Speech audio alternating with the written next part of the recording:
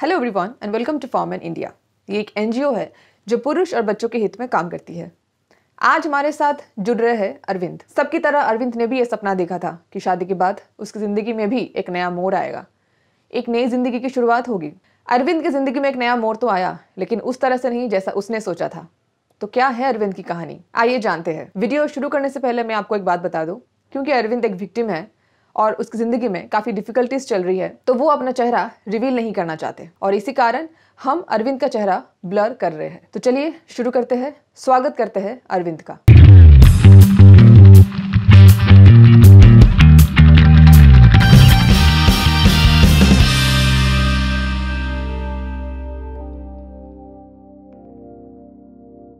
Namaste Arvind and welcome to Form in India. Thank you so much for joining us today.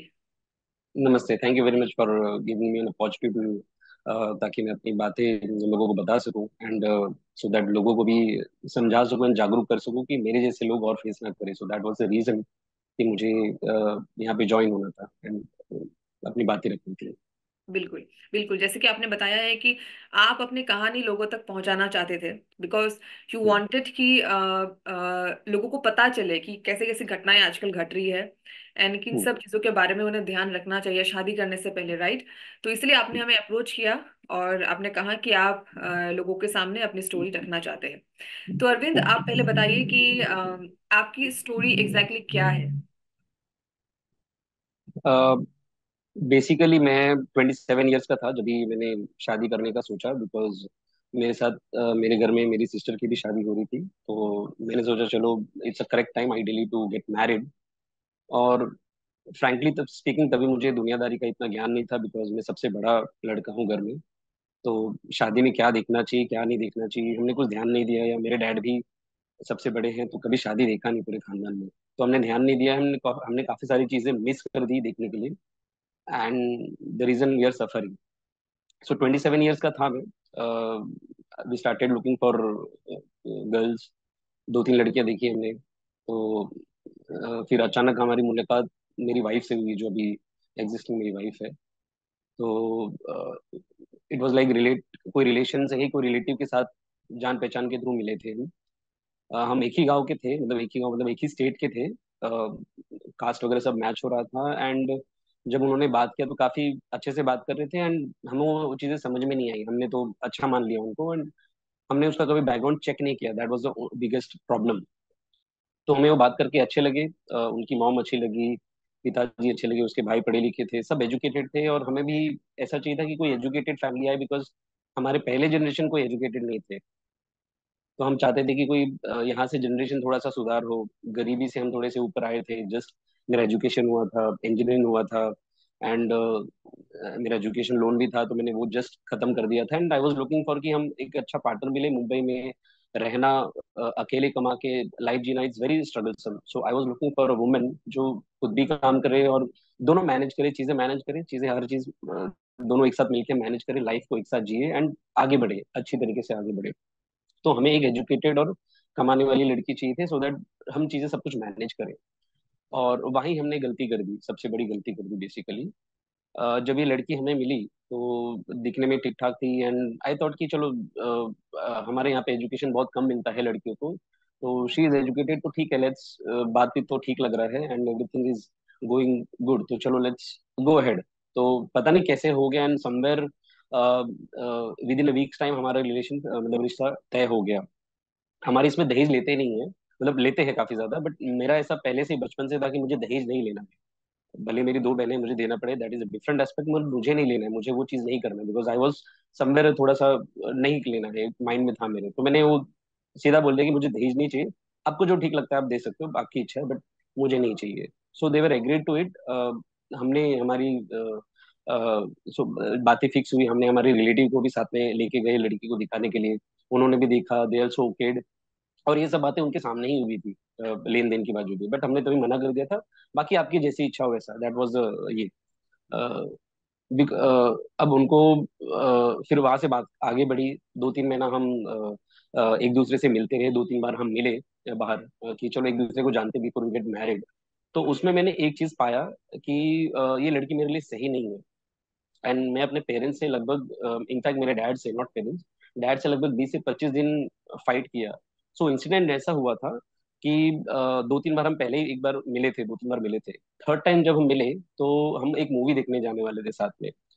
अ, वो मेरे घर से लगभग 6 kilometre पे रहती थी, 6-7 किलोमीटर पे, and she came from auto. जब वो ऑटो से आ रही थी तो मुझे उसने फोन किया कि मेरे पास छुट्टे पैसे नहीं है, तो क्या तुम आ सकते हो तो, देने के लिए। मैंने बोला ठीक है, कोई प्रॉब्लम नहीं है, it will hardly matter 40-50 rupees. मैं वहां पे गया जहाँ पे ऑटो रुकने वाली थी, वहां पे रुका, and I gave the money. उसके बाद हम मूवी देखने गए, वहां पे हम बैठे, एंड अचानक उसने बोला कि मैंने बोला कि कुछ खाते हैं, कुछ लेके आता हूँ मैं। तो मैं जैसे उठ रहा था, she opened her purse and she was doing her makeup. Makeup वगैरह करने के लिए उसने पर्स निकाला, मिरर वगैरह देख रही थी। तो जैसे उसने पर्स खोला, उसमें बहुत सारे छुट्टे पैसे, 100 के नोट, 50 के नोट, जो भी है, अच्छा खासा आवाज आया चिल्लर्स के।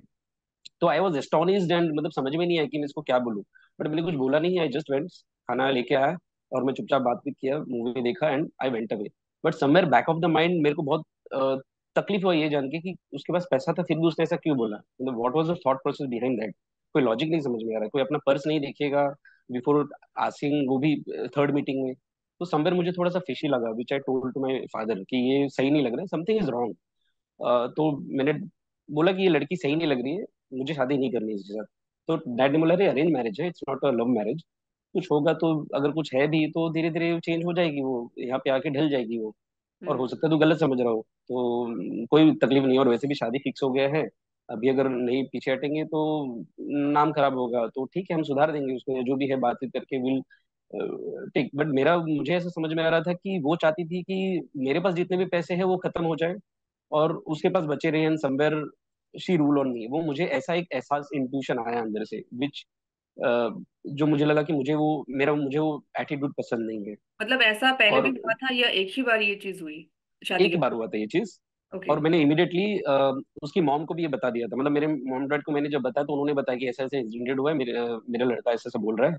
और मैंने, मतलब मैं थोड़ा सा स्ट्रेट फॉरवर्ड हूँ, तो मैंने सामने से बोल दिया कि मुझे उसने ऐसा ऐसा किया, तो मुझे ऐसा फील हो उसके बारे में, so I am hmm. Not okay to get married to her. तो उसकी मॉम ने भी मुझे काफी समझाया कि बेटा ऐसा नहीं है, आप गलत समझ रहे हैं, आप ऐसा ये है। प्रॉब्लम ये था कि मैं तभी इंजीनियरिंग पास आउट होकर सिर्फ 2-3 साल ही हुए थे, और she was a bit older, but दिखने में मुझसे छोटी दिखती थी वो। फेशियल एक्सप्रेशन काफी छोटा था, सब कुछ छोटी दिखती थी, बट मुझसे वो बड़ी थी। हम्म। मेरे से सैलरी भी उसका ज्यादा था, like I was earning 20,000, she was earning 54,000। But मुझे वो कभी ऐसा कुछ ये फील नहीं हुआ कि वो ओल्डर है, ऐसा कुछ, because she was looking very young. तो आई वॉज ओके कि चलो भाई, लड़की अच्छी है, बात अच्छी कर रही है, तो शायद अच्छी ही होगी, कोई इशू नहीं है, एंड चलो मिलजुल के रहेंगे तो will create wonders and everything, will have a good life style, good life. जो भी है, हमने काफी गरीबी से ऊपर आया है, तो let's have a good life. Because मेरा थॉट प्रोसेस काफी थोड़ा सा, मुंबई में बचपन से रहा हूँ, तो थोड़ा सा वो हिसाब से ही था। It was not like typical orthodox kind of thinking and वो सब चीजें। I was purely open to know in today's life style and everything. So जब शादी में बात हुई थी तभी मेरी मामी थी, उसने भी उसको पूछा था जब बात चल रही थी फर्स्ट टाइम, जब देखने गए थे, कि आपकी जो सास है वो बीमार रहती है, तो आप उसको करोगे ना, मतलब ऐसा तो नहीं ना कि आप कमाते तो बोलोगे नहीं। शी सेड कि नहीं करेगी ना, क्यों नहीं करेगी। उसके हम्म। डैड भी बोले हाँ करेगी ना, आप ऐसे क्यों गलत समझ रहे हो, ऐसा करेगी। सो उसको हर चीज बताया गया था कि मेरा ये फैमिली बैकग्राउंड है, ये प्रॉब्लम्स है, और ये रिस्पॉन्सिबिलिटीज है, कंसिडरिंग मैं सबसे बड़ा हूँ घर का, तो आपके ऊपर जिम्मेदारी बहुत ज्यादा रहेगी, बिकॉज सब परिवार को लेके आपको चलना पड़ेगा, जो भी है, एक्स वाई जेड जितने भी हैं, आपको एफर्ट डालना पड़ेगा, because you are the old eldest of the eldest of the house. Hmm. तो उतना जिम्मेदारी रहेगी, तो आपको उठाना पड़ेगा वो चीज। तो she was okay with that, they never said कि नहीं करना। उसका कंडीशन था कि मैं जॉब करूँ शादी के बाद, so we were okay, because anyhow वो चाहिए था, तो कोई इशू नहीं है। She hmm. हैज सेड कि कपड़े पहनने में कुछ रोक टोक नहीं होना चाहिए। मतलब ठीक है, नहीं रहेगा, बट जब फंक्शन है, जो भी है, जैसा जो रिक्वायरमेंट है वो तो करना पड़ेगा। बाकी जो नॉन रिक्वायरमेंट है तभी आप पहन सकते हो, कोई इशू नहीं है, because I was open to the thought process, considering I was from Mumbai, तो मुझे उसके लिए कोई तकलीफ नहीं था, I allowed, I said okay from my side. But ये सब इंसिडेंट होने के बाद डैड ने जब रिक्वेस्ट किया, या हमारे बीच में जो भी हुआ, तो डैड बोले नहीं हो जाएगा, उसकी मॉम की तरफ से भी रिक्वेस्ट आया, तो मैं प्रोसीड हो गया। बट समवेयर थोड़ा सा डाउटफुल था मैं, बट बोला जाने दो, हो सकता है मेरे से कुछ मिसअंडरस्टैंडिंग हो, देन आई प्रोसीडेड। 1 साल हो गए, 1 साल बाद हमारी शादी हो गई। शादी होने के बाद 2-3 महीना ठीक रही। फाइनेंशियली टू बी फ्रैंक मैं कम ही था, तो समवेयर मुंबई में रह के I was living on rent, तो रेंट का पैसे देना, जो खाना वगैरह सब भी है, तो डैड भी थोड़ा बहुत अर्न करते थे तो मैनेज हो जाता था। बट जब मैं ऑफिस में जाता था तो काफी लोगों ने घर लिया था एंड मेरे पास एक घर नहीं था। घर गाड़ी तो दूर की बात है, घर भी नहीं था। 30 साल से हम यहीं पे रह रहे, बट हमारे पास घर नहीं था। तो बैक ऑफ द माइंड मेरे में था कि एक घर होना चाहिए, भले छोटा ही सही, दूर सही, बट एक घर होना चाहिए। सो आई और कंसिडरिंग मैं यही कंस्ट्रक्शन फील्ड में ही हूँ, तो काफी सारे प्रोजेक्ट्स में जानता था and I was very much impressed with number of projects. तो मैं चाहता था कि हम एक घर ले लें, बिकॉज मेरा माइंड ऐसा चल रहा था कि अभी हमने जस्ट शादी किया है, तो बच्चा तुरंत नहीं करेंगे, 1-2 साल की बात करेंगे, और वो टाइम जो है हम थोड़ा सा स्ट्रगल करेंगे टू गेट अ हाउस। जब हमारा बच्चा पैदा होगा तो एटलीस्ट उसके पास घर होगा एंड आपकी ही विल फील शादी हैप्पी कि चलो। कौन से साल में हुई, विच ईयर? 2018 में हुई थी, 2017 में शादी फिक्स हुई थी और उसके बाद 2018 में शादी हो गई। सो मेरा माइंड या मेरा थॉट प्रोसेस ऐसा था कि हमारा बच्चा नहीं हुआ है, so now we can struggle as much as possible. एक बार बच्चा हो गया तो हम कहीं कॉम्प्रोमाइज नहीं कर पाएंगे हम्म। एंड शायद फिर हम घर ना ले पाए या समवेयर वो जो हम चाहते हैं वो ना हो पाए। तो आई थॉट कि चलो ले लेते हैं। तो मैं 2-3 प्रोजेक्ट्स मैंने अकेले देखे हैं, मैं किसी को बोला नहीं, I just went through with my colleagues and everything. एक फ्लैट देखा और फॉर्चुनेटली बार्गेन किया। आई थॉट कि चलो बार्गेन करके देखते हैं, ऐसे देखते हैं कि क्या है। बट तभी लेना ही था, ऐसा कंपल्शन नहीं था, बट मैंने ले लिया समवेयर। मतलब टोकन अमाउंट दे दिया, 10,000 का टोकन अमाउंट, एंड मैं आ गया। बट मुझे समझ में नहीं आया कि लूँ नहीं लूँ, क्या करूँ, सही है गलत है। तो मैंने घर वालों से बात की एंड दे सेड कि नहीं है, हमारे पास वैसे भी घर नहीं है और सोचा है तो लेट्स प्रोसीड, मतलब डोंट टेक बैक पिक्चर, चलो ठीक है, विल थोड़ा सा मैनेज करेंगे और ले लेंगे। और ये चीज मैंने वाइफ को भी बताई, बट वाइफ ने एग्री नहीं किया। और शादी होके सिर्फ वो मेरे ख्याल से 3 या 4 या 5 ही महीना हुआ था, ज्यादा टाइम नहीं हुआ था। डेफिनेटली वो मेरा एक गलत ये सोच था, या गलत बोल सकते हैं आप, गलत टाइमिंग था। बट मैंने कन्विंस करने की कोशिश की एंड आई कन्विंस कर लिया। जो भी है, जोर बोलो या जबरदस्ती बोलो, मतलब she was not agreed at the end also, but हमने एग्री करवाया कि चलो भाई कर लेते हैं, बिकॉज बाद में शायद वो हम नहीं कर पाए। फिर हमने घर ले लिया। काफी सारे प्रेशर भी आ गए बिकॉज सैलरी कम था। घर पे मॉम ने सोना गिरवी रख के ले लिया, पिताजी ने LIC का पैसा उठा लिया जो मेच्योर होता। तो ऐसा करके हमने वो मैनेज कर लिया एंड मुझे पता था कि सिर्फ 9 महीना तकलीफ करना है। 9 महीने के बाद एवरीथिंग विल बी स्टेबल। सिर्फ 9 महीने ही और तकलीफ करना है। तो सम हमने 9 महीना तकलीफ भी किया, हमारे बीच में थोड़े बहुत इफ्स एंड बट झगड़े भी हुए। बट वहां से ही प्रॉब्लम स्टार्ट हुआ कि मॉम जब भी, because she was very thin, पतली थी वो, तो मॉम कभी भी ज्यादा खिलाती थी एंड वो इकलौती बहू थी, तो थोड़ा सा वो हिसाब से प्यार था कि चलो भाई जबरदस्ती खिलाओ, थोड़ा सा हेल्थ अच्छा हो जाएगा जो भी है, तो लोग कुछ बोलेंगे नहीं वगैरह, वो एक थॉट। क्योंकि थोड़े गांव वाले थे, ऑर्थोडॉक्स थे, तो वो माइंड में था कि लोग क्या कहेंगे, वो एक थॉट था ही। तो उसको खिलाते थे, ये भी देते थे वो भी देते थे, तो उसको पसंद नहीं आता था। तो काफी बार झगड़ा करती थी कि अरे आज तक मेरे माँ बाप ने खिलाया नहीं, तो आप कौन होते हैं मुझे खिलाने वाले। तो वो लैंग्वेज में बात करके ये करती थी, but we still kept quiet. सुबह जल्दी ना उठना, काम ना करना, ध्यान नहीं देना, इररेस्पॉन्सिबल बिहेव करना, वैसे ही था। But somehow we manage for a year almost and उसके बाद सब हमारा चीज नॉर्मल हो गया। उसके बीच में बहुत सारे फाइनेंशियल इश्यूज आए। लाइक काफी बार मेरे पास पैसा नहीं होता था, बट उसके पास रहता था because she was the high earning member and मेरा पैसा खत्म हो जाता था रेंट पे, घर का खर्चा चलाना, नो XYZ जो भी है, सब्जी लाना, फ्रूट्स लाना, सब करके मेरे पास हार्डली 25 तक मेरे पास 200-500 बचता था। हम्म। एंड मैं कभी वो सामने से नहीं बोलती थी कि मेरे पास है, चलो 1,000 रुपये ले लो, चलो ये है, या चलो मैं नहीं है। मैं उसको बोलता था, मतलब वो कुछ लाने बोलती थी, मैं बोलता मेरे पास तो पैसे खत्म हो गए, मेरे पास सिर्फ 200 ही बचे हैं। तो कभी बोलती नहीं थी कि ले लो करके। ऐसा 2 महीना 3 महीना हुआ तो मैं बहुत अंदर से दुखी हो गया कि मैंने कितना बड़ा गलत डिसीजन ले लिया कि वो एक बार बोलती भी नहीं है। और कभी मैं मजबूरी में कभी मांगता भी था तो मुझे काफी सारा इंसल्ट करके, काफी अपमान करके मुझे पैसे देती थी वो। तो बहुत अंदर से रोता था मैं। और कभी कभी मैं पिताजी से मांग लेता था, बट मुझे पिताजी से मांगना भी पसंद नहीं आता था बिकॉज मुझे लगता था कि मैं भी कमा रहा हूँ, मुझे आइडियली नहीं मांगना चाहिए। तो अंदर ही अंदर में घुटता था, हम्म। बट मजबूरी थी मेरी, तो मैं कभी मांग लेता था। फिर मुझे समझ में आया कि मैंने ये घर लेने का डिसीजन बहुत ही गलत ले लिया। प्रॉब्लम है कि घर वो ऐसे जगह पे लिया था कि वो अंडर कंस्ट्रक्शन था और 4 साल तक मिलने वाला नहीं था। तो उसको ना ही मैं बेच सकता था, ना ही बैक कर सकता था। तो मैं बहुत बुरी तरीके से फंस गया था वहां पे।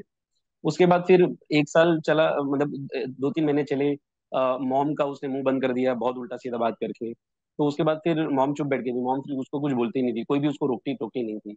तो जब बहुत सारी बुरी परिस्थितियां आती थी, काम ही नहीं करती थी, कुछ करते ही नहीं थी, तो पिताजी काम करते थे। तो पिताजी को बहुत बुरा लगता था कि इसकी सास है या मेरी वाइफ है, ये बीमार रहती है हमेशा, ही कुछ भी करती नहीं, घर में बैठी रहती है, संडे को भी रहती है, बट इसको कुछ करती नहीं है या कुछ कभी ध्यान नहीं देती है। तो समवेयर ही यूज्ड टू फील बैड। तो वो कभी खुद काम करते थे, कभी खुद बर्तन धोते थे, कभी लादी पोंछते थे, कभी कपड़ा धो, जो भी उसको डैड को जो ठीक लगता था, जो हेल्प लगता था मम्मी को कर देते थे। उसको कुछ बोलने ही नहीं जाते, क्योंकि उसको पता है उसको बोलेंगे तो कुछ बोलेगी, उससे अच्छा जाने दो, मैं खुद ही करता हूँ। उसको कभी बोलने नहीं जाते थे पिताजी। बट बाद में जब बहुत अति हो गया तो बोलने लगे, तो मेरी वाइफ ने पिताजी को भी उल्टा सीधा बोल के चिल्ला के शांत कर दिया। तो अब दोनों शांत हो गए, अब दोनों कुछ बोलने नहीं लगे। अब ये सब देख के मैं फिर आउट ऑफ कंट्रोल हो गया कि यार ये क्या हो रहा है। मतलब मुझे पता है मेरे मॉम डैड कैसे, how she can do like that, मतलब इतना मेरे सामने चिल्ला के क्यों कैसे बात कर सकती है। और हमारे बीच में भी रिश्ते कुछ ठीक नहीं थे। वो मुझसे भी चिल्ला के बात करती थी, कभी गुस्से में बात कर देती थी, कभी रात को चिल्ला के, जब कभी भी हुआ तो रात को चिल्ला के बात करना। और काफी सारे बाजू वाले पड़ोसी लोग हैं, वो पूछने आते थे कि आपकी बहू रात को इतना क्यों चिल्ला के बात करी, क्या हो गया। तो हमको जवाब देना दे दे के हम परेशान हो जाते थे। मेरा इंटेंशन ये था कि अगर झगड़ा है हमारे बीच है तो एटलीस्ट जो भी है बात करके सॉल्व हो जाए। बट वो बात ही नहीं करती थी, और मुंह उल्टा करके सो जाती थी। मैं रात भर नींद नहीं आता, तो मैं फिर रात को वापस उठा के बोलता था कि अरे मेरे को ना अभी भी स्ट्रेस आ रहा है, जो भी है बैठ के बात करते हैं। तो सीधा बोलते मुझे बात नहीं करना है, मैं कल तक अपने आप ठीक हो जाऊंगा। बट वो कभी भी अपनी बातें या गलतियां एग्री नहीं करती थी, और झगड़ा करती थी, और उल्टा चिल्ला के बात करना, उल्टा सीधा बोलना। वहां तक फिर भी ठीक था, 2 साल 3 साल ऐसे ही चला। फिर लॉकडाउन आया, लॉकडाउन के बाद हमारे बीच में वापस एक झगड़ा हुआ। घर में केक बना था, तो शी वॉज इन, ये कि मैंने उसको बोला था रात को कि सिस्टर के लिए भेज देना। हम थोड़ा दूर रहने चले गए थे, मुंबई से ठाणे में चले गए थे, तो मैंने बोला सिस्टर के लिए भेज देना। तो उसने नहीं दिया, उसने बोला तुम्हारी बहन है, तुम देखो ना, मुझे क्यों बोल रहे हो। तो उसमें मैं बोला अरे मेरी बहन है, बट तुमको बोला था तो तुम कर सकती थी ना, क्या प्रॉब्लम है, तुमको देना ही तो था। तो वहां पे कोई अगर दूसरी औरत, अच्छी औरत है, तो बोलती ठीक है अभी जस्ट पिताजी गए हैं, तुम्हें फोन करके बुला लो, मैं दे देती हूँ। बट उसके लिए वो झगड़ा करने लगी, तुम्हारी बहन है, तुम देखो मुझे क्यों बोल रहे हो। तो उसके बीच में मैंने तो गुस्सा कर दिया कि भाई तुम ऐसे कैसे बात कर रही हो। तो उसमें उसने तमाशा क्रिएट कर दिया, और फिर बाद में अंदर बैठ के रोने लगी वो, जो भी है।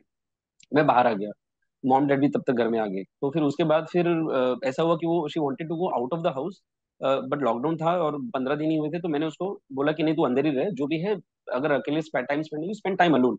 But instead of that she started fighting, दिन भर वो बाहर नहीं आई। I called his brother, her brother on 4 PM, 4 बजे फोन किया, एंड उनको समझाया कि ऐसा प्रॉब्लम है, वो बाहर नहीं आ रही है, हम काफी आवाज दे रहे, खाना भी नहीं खा रही है, तो थोड़ा आप समझाओ, ऐसा ऐसा मैटर हो गया, ऐसे सब हमारे बीच में बातचीत हुआ है। तो समझाने के बजाय उसने रिकॉर्डिंग उसको भेज दिया, and she again started creating havoc. And उसके बाद फिर उसका एक छोटा वाला भाई आया शाम को 8-9 बजे, और उसको लेके चला गया। मैंने बहुत बोला कि अरे मत लेके जाओ, जो भी है। तो बोले नहीं ठीक है, अभी उसका मूड खराब है, 2-3 दिन में वापस भेज देंगे। बट उसको 1 महीना वापस भेजा नहीं। और वो 1 महीना में हमसे उसने माफी मंगवाया, काफी कुछ हमसे बुलवाया उगलवाया कि ऐसा करना पड़ेगा तो जाएगी, नहीं तो नहीं जाएगी। मैंने काफी इंसिस्ट किया कि चलो ठीक है, कोई इसको काम करने नहीं बोलेगा, कोई इसको कुछ नहीं बोलेगा। मॉम डैड तो नहीं बोल रहे थे, मैं बीच में बोलना चालू किया, बिकॉज मॉम डैड अब शांत हो गए थे और मुझे वो देखा नहीं जाता, तो मैं बीच बीच में उसको टोक रहा था कि अगर ऐसा करो ना, क्या तकलीफ है, सही करो ना जो भी करना है। तो उसने वो नहीं किया। एंड इंस्टेड ऑफ दैट मेरा भी मुंह बंद करने के लिए उसने फाइनली उसने मायके चली गई, 1 महीना वहां पे रही। मैंने काफी रिक्वेस्ट किया, मुझसे उगलवाया कि भाई मैं कुछ नहीं बोलूंगा, चुपचाप रहूंगा, वो करेगी नहीं करेगी ना, उससे मैं कुछ एक भी पैसे में रुपया, एक भी रुपया उससे लूंगा। और मैं मुझे लेना फिर मैंने बंद ही कर दिया था, मतलब मुझे पसंद ही नहीं आ रहा था जो हिसाब से उसका एटीट्यूड था। मैं बोला यार उससे अच्छा मैं दोस्त से ले लूंगा, भीख मांग लूंगा, बट इससे पैसा मुझे नहीं लेना। बिकॉज वो काफी बेइज्जती करके देती थी, और अंदर ही अंदर में घुटता था वो चीज को लेके। कि मेरा कहना था कि इसको तो पता था, मुझे तो नहीं पता था, बट इसको तो पता था, इसने तो अपने 2 बड़े भाइयों की शादी देखी थी, इसको तो पता था कि जिस लड़के के पास मैं शादी करूँ उसके पास घर नहीं है, रेंट पे रह रहा है, तो उसको पता था कि शायद मुझे कंट्रीब्यूट करना पड़ेगा। मैं बड़े जो लड़का है वो इकलौता लड़का है, वो करना पड़ेगा। बट जानते हुए भी उसने ऐसा क्यों शादी किया, जब उसको पता था कि मुझे रिस्पॉन्सिबिलिटी निभाना है, तो वो अभी निभा क्यों नहीं रही है, शी हैज टू डू ना। अब वो कैसे पीछे हट सकती है। तो समवेयर वो चीज को लेके मैं थोड़ा सा तकलीफ में था। बट मैंने कुछ बोला नहीं, आई स्टेट क्वाइट। वो आई 2-3 महीना, साल भर हमारा ऐसे ही झगड़ा नोकझोंक चलते हुए मैं एकदम शांत हो गया, मैं बोलना बंद कर दिया, चिल्लाना बंद कर दिया। बट वो she used to keep yelling at me sometimes. तो मैं काफी बार, ये जो 3 साल हमारे निकले 2018 से लेके 2021 तक, काफी बार ऐसा हुआ कि बहुत इतना अपमान कर देती थी, और मुझे बेइज्जती कोई करे तो मुझे बर्दाश्त नहीं होता था, तो मैं अंदर ही अंदर घुटने लगता था।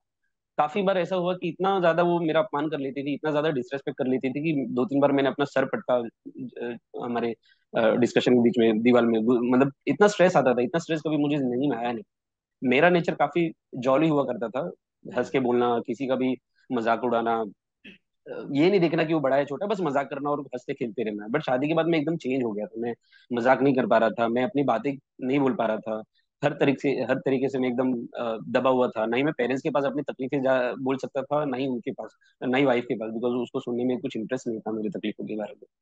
और काफी बार मैंने सुसाइडल अटेम्प्ट्स भी किए। काफी बार मैं रात को बाहर स्ट्रेस में निकल जाता था कि मैं जाऊँ तो क्या जाऊँ, कहाँ जाऊँ, कैसे समझाऊं इसको, ये मेरा बात क्यों नहीं समझती है, या ये मेरा अपमान क्यों करती है इतना, मतलब simply because I earn less, that's why. तो मुझे वो चीजें समझ में नहीं है, बाद में मुझे धीरे धीरे समझ में आई। फिर 2021 22 फरवरी में शी गॉट प्रेग्नेंट, सॉरी 21 में शी गॉट प्रेग्नेंट। जब ये सब मैटर होने के बाद, 1 साल के बाद प्रेग्नेंट होने के बाद, वो 9 महीना एकदम ठीक से रही, कोई प्रॉब्लम नहीं है। मॉम उसको के लिए खाना बना देती थी, जो भी है कर देती थी मॉम, जब तक ठीक नहीं थी सब करती थी। बाई भी उस लगा दिया हमने, उसको बाई लगाने का बहुत शौक था, तो हमने वो भी लगा दी कि चलो भाई उसको एफर्ट नहीं डालना पड़े।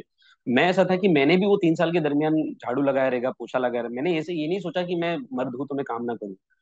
आई नो कि शी वॉज वर्किंग, कभी आता था ऑफिस से थक के भी आता था।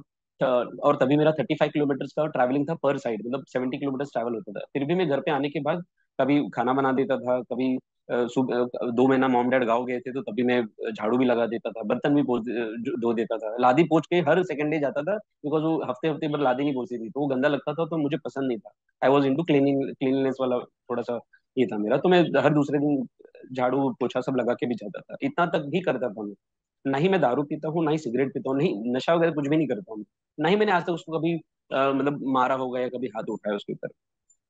और लोग तो यही बोलते कि मैंने सही टाइम पे उसको शायद हाथ लगाया होता तो आज वो दिन नहीं दिखना पड़ता, बट नहीं किया, मतलब मेरे माइंड में कभी था नहीं, या मेरे को कभी ऐसा कोई संस्कार दिया नहीं कि कोई गलत कर रहा है तो उसके ऊपर हाथ उठाऊं।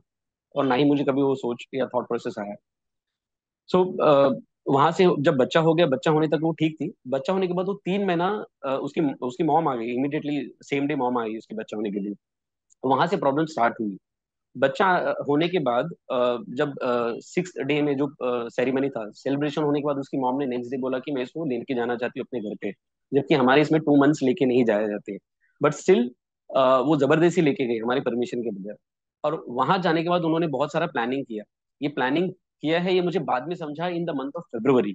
Hmm. बट नवंबर में ही उन्होंने काफी सारा, दोनों भाई आए थे उसके, और चारों ने बैठ के प्लानिंग किया कि ये अभी लड़का अकेले तो रहेगा नहीं, मतलब अपने पेरेंट्स को छोड़ने को रेडी नहीं है, because she has asked me काफी बार, उसने मुझे पूछा था कि अपने पेरेंट, मैं तुमको बोलूंगी अपने पेरेंट्स से अलग रहने में रहोगे क्या, मैं कैसे बात कर रही हो, इकलौता लड़का हूँ और मेरे अलावा कोई उनका है कि नहीं, तो फिर तुम ऐसे कैसे बात कर सकती हो, और मैं अपने पेरेंट्स को नहीं छोड़ सकता, और ऐसा क्यों छोड़ू, उन्होंने ऐसा तुम्हारे साथ क्या किया कि उनको छोड़ना है, क्या तुम्हारे साथ कभी गाली गलौज किया या तुमको मारा, ऐसा तो कुछ नहीं है। जो भी है छोटे मोटे हर घर में झगड़े होते हैं, तो she was in to that कि मेरे घर में झगड़े नहीं होते। तो फॉर्चुनेटली मेरे को 19 नवंबर को उसके छोटी भाभी का ही फोन आया था। उसके दोनों भाइयों की शादी हुई, छोटी भाभी का फोन आया था, and she had cried a lot. And काफी सारे उसने मुझे बताई बातें कि मेरे को कैसे मारा जब मैं प्रेग्नेंट थी, कैसे मारते थे, एंड कैसे मेरा दारू पी के गला दबा के मुझे मारते हैं, कैसे मेरे साथ मुझे मतलब बॉटल फेंक के आपकी मारी थी। वाइफ के भाभी के बारे में आप बोल रहे हैं कि हाँ, छोटी उनको वाली टॉर्चर भाभी करते मेरी, थे मतलब तब? मैं, हाँ हाँ हाँ। हाँ। तो काफी उनको टॉर्चर किया करते थे, तो उसने मुझे 19 नवंबर को रो रो के फोन करके बताई। तो मैंने बोला अरे हर झगड़े हर घर में होते हैं, बट इसका मतलब ये नहीं है कि हम ऐसा बिहेव करें। नॉर्मल है, कोई तुमको मार तो नहीं रहा है, तो जस्ट नॉर्मल है, इग्नोर करो एंड आगे बढ़ो। तो उसमें नहीं, मुझे पेरेंट्स से अलग रहना है, हर घर में झगड़े नहीं थे, मैं तेरे देखो तुम्हारे घर में भी झगड़े थे, मुझे पता है कि तुम्हारे घर में क्या होता है, मैं कभी तुमको बताने नहीं गया, बट इट डजेंट मीन झगड़े हर घर में होते हैं, थोड़ा कम थोड़ा ज्यादा, बट इतना कुछ प्रॉब्लम नहीं है कि तुम ये बात करो कि अलग रहना है। हम्म। तो स्टिल वो फिर जबरदस्ती का झगड़ा करने लगी। नवंबर दिसंबर जनवरी ये 3 महीना उसने बहुत जबरदस्ती का झगड़ा किया, जिसका कोई बात ही नहीं था, मतलब उसको अगर पानी दो तो आज तक कभी पानी नहीं दिया तुमने, आज क्यों पानी दे रहे हो, ये मतलब हर चीज में झगड़ा विदाउट एनी कॉज। मुझे समझ में नहीं आता मैं ऐसा क्या करूं। मैं परेशान होकर मैं रूम से बाहर सोने लगा। दिसंबर महीना मैंने पूरा बाहर सोया। दिसंबर महीने में जब उसकी मॉम और उसकी बड़ा भाई आया था, तो उसके सामने वो मुझे चिल्ला चिल्ला के बात कर रही थी।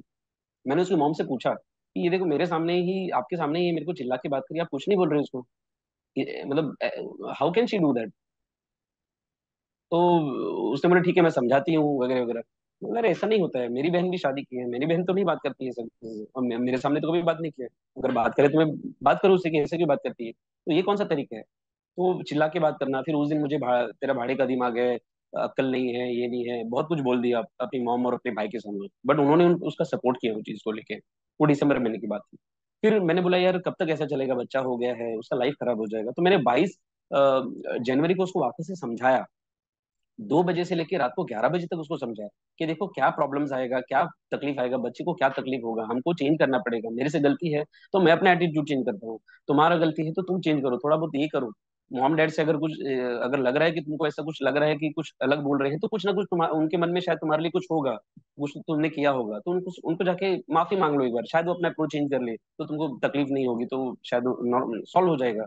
तो कुछ तो तुमने भी किया होगा, तो जाके माफी मांग लो, लेट्स गेट सॉर्टेड। बच्चे का भविष्य बर्बाद नहीं करते हैं। बच्चा हो गया हमारा, वो कैसा रहेगा ऐसे एनवायरमेंट में। तो वो समझ गई, और 2 दिन बहुत अच्छा बिहेव किया उसने, बहुत ही नॉर्मल।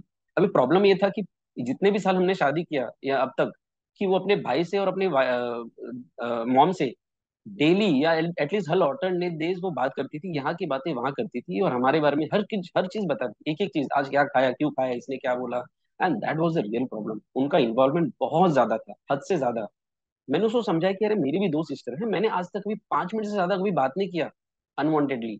हम्म। मेरी बहन की भी शादी होगी, मैंने कभी पूछा नहीं कि तेरे लाइफ में क्या चल रहा है, problem unless there is a major problem कि उसको मार रहा है या कोई गलत कर रहा है। Hmm. Otherwise there is no need, क्योंकि हर घर पे झगड़े होते हैं।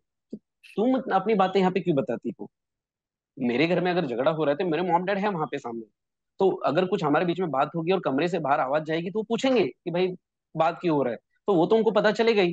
वो तो भी है, तुम्हारे और मेरे ऊपर है कि हम वो बात बेडरूम से बाहर नहीं निकाले, और अगर आवाज जाएगी तो वो सवाल करेंगे, मॉम डैड है, गार्जियन है, सवाल करेंगे, तो मुझे जवाब देना पड़ेगा। अब मैं झूठ नहीं बोल सकता इसके लिए, जो भी है नॉर्मल बात करना पड़ेगा कि हाँ ऐसे प्रॉब्लम है, जो भी है। तो वो हमारे ऊपर है, but she used to say that कि नहीं, तुम्हारे मॉम डैड को पता चलता है तो मेरे मॉम डैड को क्यों ना पता चले। बट प्रॉब्लम ये था कि वो हर चीज बताती थी जो नहीं बताना चाहिए, मेरी बदनामी करना, मेरी बेइज्जती करना, वो तक भी करती थी कि ऐसा ही है, ये वैसा ही है, एक्स वाई जेड। और ये सब मैंने उसके चैट्स में काफी बार पढ़े, उसके व्हाट्सएप चैट्स में। प्रॉब्लम वो था कि मुझे मालूम था ये सब चीज वो करती है, तो मैंने फिर भी उस चीज को इग्नोर करके मैंने उसको 22 जनवरी को समझाया था। एंड 2 दिन के बाद वापस उसने अपने छोटे भाई से आधा घंटा बात किया, 26 जनवरी को। और उसके बाद से वापस वो चेंज हो गई, and she started behaving the same way as she used to do before. उसके बाद 4 फरवरी को कुछ अचानक अनवांटेडली झगड़ा हुआ, मतलब जिसका कोई सेंस नहीं था। एंड बाइड मतलब फालतू में उसने झगड़ा किया। मैं अपने किसी और से रिलेटिव से बात कर रहा था, और हमारे उस में कुछ गर्मी गर्मी में डिस्कशन चल रहा था, शी वॉज देयर। और मैंने अपने बच्चे को हाथ में लिया, बच्चे को मांगा, दिया उसने, और वहां से उसने झगड़ा चालू किया अनवांटेडली, मुझे पता नहीं क्यों। तो मुझे ये समझ में आया कि वो सब कुछ करती थी, वो जानबूझ के करती थी। 4 फरवरी को उसने झगड़ा किया, 5 फरवरी को उसके 4 आदमी आ गए। यहाँ पे उसके कोई रिलेटिव रहते नहीं थे, भाई वगैरह सब गाँव में रहते थे। 4 जनवरी को उसने 4 आदमी भेजे, जिसमें से एक वकील था, मेरे घर पे आया, मुझे धमकी दिया, मारने काटने का धमकी दिया, कि ये जो भी है, और मेरी वाइफ को लेके चले गए। मैंने बहुत रिक्वेस्ट किया कि मत लेके जाओ, बिकॉज मुझे पता था कि ये जाएगी तो और बड़ा प्रॉब्लम होगा। मैंने रिक्वेस्ट की कि मत जाओ। मैंने गुस्से में नहीं बोलूं, मैं स्ट्रेस में आके मैंने चाकू भी अपने गले में ये कर लिया कि ये जाएगी यहाँ से, तुम्हें मार दूंगा, ये मत जाने दो। और ये सब चीज के पहले मेरे मॉम, वो चाहती थी कि मेरे मॉम डैड नहीं रहे साथ में, तो मेरे मॉम डैड मेरे घर छोड़ के चले गए थे कि इसका प्रॉब्लम यही है, ऐसा है, तो जाने दो, हम ही जाते हैं, तुम दोनों रहो खुशी, हम नहीं रहेंगे साथ में, एटलीस्ट तुम दोनों तो खुशी रहो, ऐसा ये बोल के 1 घंटा पहले छोड़ के जा चुके थे, सब सामान हम्म। वगैरह लेके। मेरी सिस्टर के घर पे चले गए थे रहने के लिए, और बाद में जो भी है रेंट पे करने वाले थे, अलग रहने वाले, वो ही उनका प्लान था। तो वो लोग छोड़ के चले गए थे, और मैं अकेला घर में था। और ये लोग मुझे टॉर्चर कर रहे थे, जो वकील आया था मुझे धमकी दे रहा है कि तेरे साथ, तेरे को अभी छोड़ूंगे नहीं, छोड़ूंगा नहीं, तू जाने दे चुपचाप, ऐसे वैसे। मैं बहुत रिक्वेस्ट किया, मैं बोला भी अपनी वाइफ को कि इस चौकट से बाहर कदम मत रखना, तो समझ जाना कि मैं मर गया करके, तुम मत जाओ। तुम चाहती थी, मॉम डैड चले गए, वो तो चले गए ना, तो अब मैं किसके सहारे जाऊंगा, तुम भी जाओगी तो मत जाओ। मैंने बहुत रिक्वेस्ट किया, बट वो नहीं माने, और मेरे वाइफ और बच्चे को लेके चले गए। उन्होंने बोला 2 दिन में वापस भेज दूंगा, बट वो भेज, मुझे पता था कि वो नहीं आएगी, बिकॉज एक एक बार ऑलरेडी वो चीज हो चुका था। मैं नहीं माना, फिर मैं उनके पीछे पीछे चला गया, और वो जहाँ पे वो उनके कोई दूर वाले रिलेटिव के पास लेके गए थे, वहां पे गया मैं, 1 घंटा 2 घंटा वक्त गुजारा। और देखा उसका भाई फोन करता है और हंस हंस के बात कर रहा है उससे वीडियो कॉल पे। तो मुझे समझ में नहीं आया कि क्या हो रहा है मेरे साथ। तो उसके बाद फिर मैं वापस, मेरी मॉम का तबीयत खराब हो गया, वो हॉस्पिटलाइज होने के कागर पे थी। ऑलरेडी 2 बार उनको पैरालिसिस हो चुका है, and high BP, high diabetes, सब कुछ है। तो वो बेशुद्ध हो गई थी, मतलब बेहोश हो गई थी, तो मैं तुरंत भाग भाग के हॉस्पिटल आया।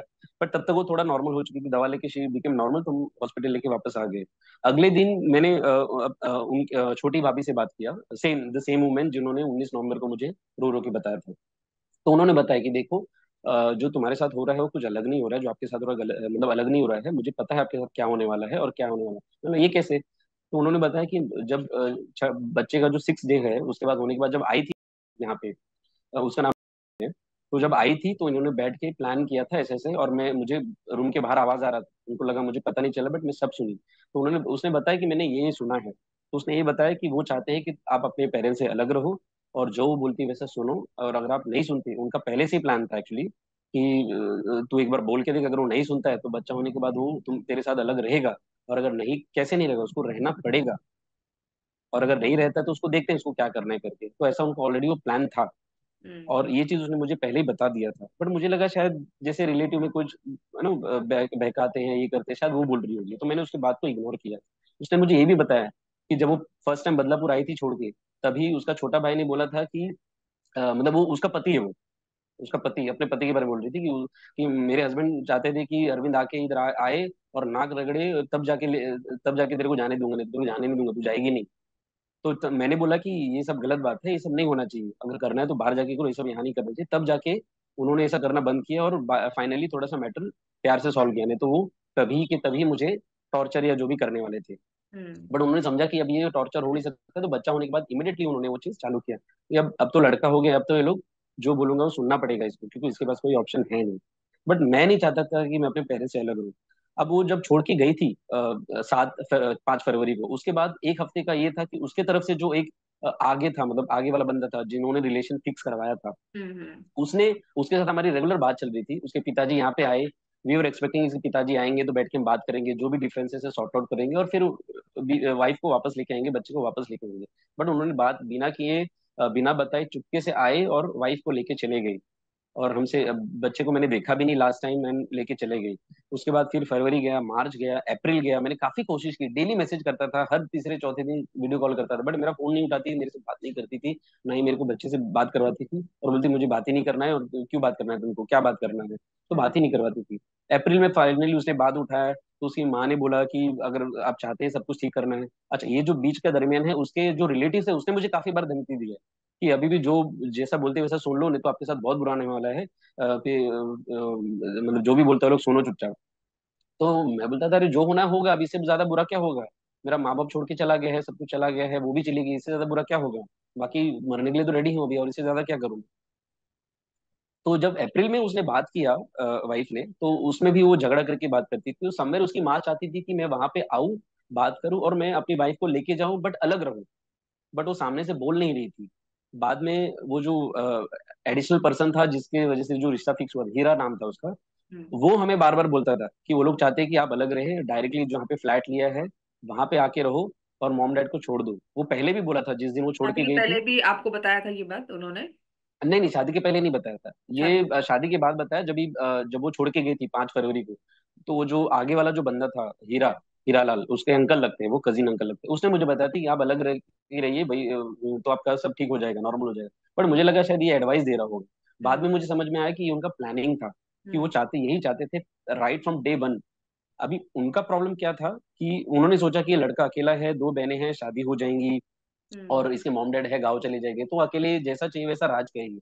प्रॉब्लम ये हो गया कि मेरी जो बड़ी सिस्टर है वो आसपास में ही रहेगी, ड्यू टू सम और दी अदर रीजन, मतलब प्लान नहीं था, इट वाज अनप्लान, बट हो गया वो चीज की बाजू में ही रह गई।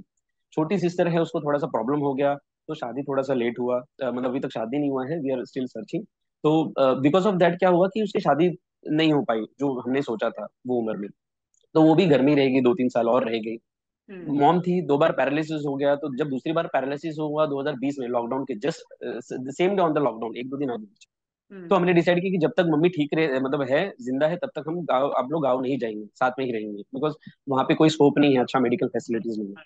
तो उसका जो सपना था कि मॉम डैड अलग रहेंगे over the period of time, 1-2 साल के बाद वो खत्म हो गया। And that is the reason she was very much frustrated with all those things जो चीज हो रही थी, और वो समझ में आ रहा था चीजें, बट मुझे तभी नहीं समझ में आया, वो तो अभी समझ में आया। अब जब ये अप्रैल मई में जब बात हुआ, तो अप्रैल में 2022 में जब हमारा बात चल रहा था वाइफ के साथ, तो बात नहीं कर रही थी, काफी बार रिक्वेस्ट करने के बाद जब उसने बात करना चालू किया, 1-2 बार वीडियो कॉल किया, मेरे बच्चे से बात कराया, तो उसका भाई बीच में धमकी देता है कि मेरे पिताजी को मारेगा, क्योंकि हमारे बीच में झगड़े होते थे, और झगड़े क्यों होते थे, मैं कुछ भी अच्छा बात भी करता था तो ये उल्टा जवाब देती थी, तो हम्म। बोलता रहे तुम उल्टा क्यों बात करती हो। तो उसमें हमारे बीच में कुछ बहस हो जाता, नहीं ऐसे ही बात करूंगी, मेरे को ऐसे ही आता है, ऐसे वैसे, तो कुछ अलग ही बात करते थे, और सबके सब रिकॉर्डिंग्स मेरे पास अभी भी है। मेरे अच्छा। पास जाने के पहले का कुछ प्रूफ्स नहीं है, बट जहां जब से वो गई है 2022, फरवरी 2022 के बाद से हर चीज का रिकॉर्डिंग, हर चीज का प्रूफ मैंने रखा हुआ है। जो जो उसके भाइयों ने गाली गलौज किया है, जो उसके माँ ने मुझे धमकी दी है, तो उसके भाई ने मुझे धमकी दिया कि तेरा बाप आया है ना गाँव में, उधर आके मारूंगा मैं, पूरे पूरे गाँव में सब पूरे खानदान को मारूंगा, देख लूंगा। तो बोला, अरे तुम्हारे तेरी तेरी माँ है वो नो आउट शेड्यूल कास्ट की है, खराब औरत है, ये है, संस्कार नहीं है। मेरी माँ के बारे में बहुत अपशब्द बोला उसने।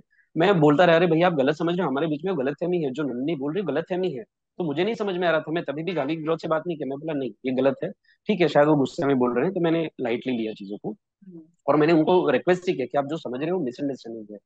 तो वहां से बात बिगड़ गई। जब मैंने ये चीज वाइफ को बताया तो वो बोलती है कि तो क्या हुआ, मतलब ठीक है तुमने ही कुछ बोला या तुमने इंसिगेट किया। मैंने उसमें कुछ इंसिगेट नहीं किया था। उसका बोलना था कि बच्चा तेरा नहीं है। मैं बोला मेरा मेरा बच्चा तो नहीं है, किसका है? तो बोलता है कि तेरे को पता नहीं क्या। मुझे बोला मुझे पता है, मैं बोल रहा हूँ मेरा बच्चा है।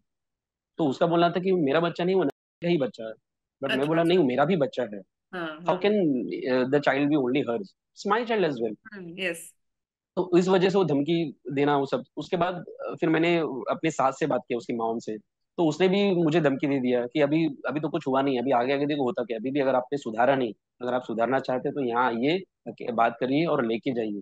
मेरा बोलना था कि जो अभी इन्होंने क्या किया था, वो 4-5 महीने के स्पैन में मेरे हर रिलेटिव्स, मामी, बुआ, मेरे सिस्टर के घर वालों के पास, सभी के पास उन्होंने, इनफैक्ट मेरे सिस्टर के घर वालों के रिलेशन भी उसने खराब कर दिए, झूठा जो भी है बातचीत करके। तो उनका रिलेशन अभी खराब हो गया है विद देयर इन लॉ। मतलब इतना खराब नहीं है because she is not that kind of woman, but still वो थोड़ा सा बोलता है नहीं, खटक सा आ गया है चीजों में जस्ट बिकॉज ऑफ देम। मुझे हम्म। हर रिलेटिव्स को, हर फैमिली मेंबर्स को एक्सप्लेन करना पड़ा कि हम सही हैं, हम गलत नहीं है। अब वो हमको यस। जानते थे तो वो समझ गए चीजों को, और उनको पता था कि मेरे मॉम डैड का नेचर क्या है, तो वो समझ गए। हमने एक बार बताया, देन दे अंडरस्टूड कि क्या प्रॉब्लम है। मतलब ज्यादा ऐसा एफर्ट नहीं डालना पड़ा, बट स्टिल हमें हर लोगों को जवाब देना पड़ा कि क्या यस। प्रॉब्लम है, हर चीज बतानी पड़ी। जो हर चीज जो कमरे में बंद थी वो आज ओपन हो गई थी, ओपन एंड हो। वो चीज हो गया था। तो हम नहीं चाहते थे कि, because since they have told to all our family members, relatives, अभी वो समय नहीं था कि हम आपस में बात करें। अभी समय था, अच्छा उन्होंने भी काफी बार बोला था कि जो भी होगा पंचायत में होगा। तो हम भी यही चाहते थे कि जो भी हो तो 4 आदमी के सामने बैठ के बात हो, so that everything is clear and sorted, कि भाई किधर क्या प्रॉब्लम था, किसका क्या गलती था, किसने क्या गलती की, एंड व्हाई दिस प्रॉब्लम है rise. So we were into that कि जो भी हो पंचायत में ही हो। तो हमने काफी बार वही एफर्ट डाला, बट उसकी मॉम चाहती थी कि मैं अकेले में आऊं, बात करूं और लेके जाऊं, अलग रहूं। She don't wanted to create a havoc, but fact was that कि उसको पता था कि पंचायत में हम बैठेंगे तो हमारा हमारा इज्जत खराब हो जाएगा, बिकॉज दे नो कि they are at wrong place, या हमने गलती की है। बट वो नहीं चाहते थे पंचायत को, वो बस हमको डरा रहे थे, धमका रहे थे। मेरी वाइफ ने ईएमआई भरना घर का बंद कर दिया। मैंने तो फिर जब उसने बंद कर दिया तो फिर मैंने भी बंद कर दिया। बैंक से फोन आने लगे कि आपका ईएमआई बाउंस हो रहा है, घर नीलाम हो जाएगा। जब ये सब मैसेज उसके पास पहुंचा इन सितंबर 2022, तो फिर उसने वापस ईएमआई चालू किया। तो ये सब चीजें वो करने लगी। उसके बाद उसके पिताजी ने बोला, जो हीरा लाल था, जो उसका आगे फ्रंट पर्सन था, उससे बुलवाया कि अभी वो लोग बात करना चाहते हैं करके। तो हम लोग ने बात करने के लिए एग्री हो गया, चलो ठीक है पंचायत बिठाते करके। अब उसके बीच में वो प्लेस को लेके झगड़ा करने लगे कि हम यहाँ पे ही रखेंगे, मेरे घर में ही रखेंगे। हमने बोला आपके घर पे क्यों रखेंगे, it's a matter of in between, will keep it at in between distance, तो वहां पे हम रखेंगे। बट उसका बोला था कि नहीं हमारे घर पे ही रखो। उसके बीच में मतलब उस टॉपिक को लेके, उस डिस्कशन को लेके उसने मेरे पिताजी को मारने का धमकी दी थी कि आना है तो मेरे घर पे आओ, और नहीं आओगे तो मुंबई आके थोबड़ा तोड़ के मारूंगा, ऐसा मेरे पिताजी को उसने बोल दिया, उसके पिताजी ने। वहां से हमने फिर बात करना बंद कर दिया। 1 महीने के बाद उसके बड़े भाई ने वापस मेरे पिताजी को फोन किया कि ठीक है हमसे गलती हो गई, नहीं बोलना चाहिए था, चलो बैठ के बात करते हैं। फरवरी में पंचायत हुआ, 2023 में पंचायत हुआ। काफी लोग बैठे, हमारा बीच में ही हम मिले, उनके घर पे नहीं मिले। और पंचायत में ये डिसीजन हुआ, वो मान ही नहीं रहे थे कि उनका बोलना था कि मैं अलग ही रहूंगी, साथ में नहीं रहूंगी। वो मान ही नहीं रहे थे। फाइन, बहुत डिस्कशन हुआ, 2-3 घंटा डिस्कशन हुआ। हम लोग ने ज्यादा बैकग्राउंड खंगाला नहीं, वी वर इनटू दैट कि आगे कैसे बढ़ना है, उसी पे डिस्कस करते हैं। तो उसका बोलना था कि पेरेंट्स से अलग रहो, और जहाँ हमने घर लिया वहां हम अकेले अलग से रहेंगे। तो मैं एग्री नहीं हो रहा था। मेरी मॉम ने बहुत जब देखा कि ये लोग मान ही नहीं रहे, तो मॉम ने भरे पंचायत में हाथ उठी, हाथ जोड़ के सबसे रिक्वेस्ट किया कि जाने दो, ये बच्चे का भविष्य बर्बाद हो जाएगा, अभी जस्ट पैदा हुआ है, इसका भविष्य खराब नहीं होना चाहिए। तो इनको अगर अलग रहना है तो कोई तकलीफ नहीं है, मैं ओके हूँ, कोई तकलीफ नहीं है। तो वहां पे लोगों ने बोला कि नहीं ये सही, मतलब इतना बड़ा दिल है ये औरत का, देखो कि अपने एक लड़के को छोड़ रही है और आप ऐसा बिहेव कर रहे हैं। तो सिंस मेरी मॉम ने वो एग्री कर लिया था, फाइनली लोगों के प्रेशर में आके मैंने भी एग्री हो गया कि चलो जाने दो, अलग रही, इसमें अगर इसी खुशी इसी में है तुम चलो अलग रहते हैं। तो पंचायत ने बोला कि इसको इमीडिएटली अभी ससुराल भेजो, ये 14 महीना 12 महीना हो गया रही नहीं, अभी इमीडिएटली ससुराल भेजो। हम्म उन्होंने एग्री किया और तुरंत वो सेम डे मेरे घर पे आ गई, बट वो सामान लेके आई नहीं थी। पंचायत वालों ने ये भी बोला था इसका सामान ससुराल में इसके भेज दो, बट उन्होंने बोला नहीं, ये हम लोग बाद में जो भी है उसको भेजेंगे, डायरेक्ट मुंबई भेज देंगे। तो मैं उसको अगले दिन उसके घर में छोड़ दिया। बट उसके बाद वो 2 महीना आई नहीं। 2 महीना नहीं आने का रीजन सिर्फ इतना सा था, वो चाहती थी कि उसकी मॉम और उसका भाई यहाँ पे रहे साथ में, मतलब यहाँ पे आके रहे, जो हमने घर लिया वहां पे रहे। तो मैंने मना कर दिया कि आपने मुझे मेरे पेरेंट्स से अलग किया है, so how can your mom and brother come to my house. तो उनको बोला भी नहीं कोई जरूरत है, हमारे बीच में जब रिलेशन ठीक हो जाएगा तो दे कैन कम, कोई इशू नहीं है। फिलहाल उनको मना कर दिया मैंने। तो उसके वजह से उसने अपना टिकट कैंसिल कर दिया और 2 महीने आई नहीं। तो 1 अप्रैल को मेरे दादाजी गुजर गए थे, तो हमें गाँव जाना पड़ा, मुझे गाँव जाना पड़ा। हम गाँव गया, मैं वहां पे, फिर वो आई थी। हम्म आने के बाद हमने बोला चलो ठीक है, लेट्स फॉरगेट द डिफरेंसेस। यहाँ से मैं वाइफ को लेके आ गया मुंबई, और मैं अलग रहने के लिए, जैसा हमारा बात हुआ था पंचायत में, अलग रहने के लिए रेडी हो गया, कोई इशू नहीं, चलो जाने दो। उसके बाद हम 2 अप्रैल में आ गए। मतलब फरवरी में पंचायत हुआ था, फरवरी में मार्च खत्म हो गया, 4 मतलब एग्जैक्टली 1 साल के बाद 6 फरवरी को, 5 फरवरी को या 6 फरवरी को कुछ पंचायत हुआ था। उसके बाद 2 महीना नहीं है, मतलब फरवरी और मार्च नहीं आई, 20 अप्रैल को हम मुंबई आ गए, 20-22 अप्रैल को। हम यहाँ पे आने के बाद हम अलग रहने लगे, मॉम डैड आए, मुंबई में रहने लगे और हम ठाणे में रहने लगे। आने के बाद 1 महीना तो ठीक ठाक चला लगभग, बट इतना बुरा नहीं था, इतना अच्छा नहीं था, but it was going fine. She was okay with those, ये कि वो नए जगह पे रह रही है। मैंने इंटीरियर करवा दिया, 2 लाख का मैंने स्पेंड भी कर दिया कि चलो भाई वार्डरोब्स बना लिए, कर्टन्स, मॉस्किटो नेट, एवरीथिंग मैंने सब सुविधा कर दिया, सो दैट हम अच्छे से रह सके वहाँ पे, जो भी एक बेसिक चीज, ताकि बच्चे को तकलीफ ना हो, वाइफ को तकलीफ ना हो। आई स्पेंडेड दैट।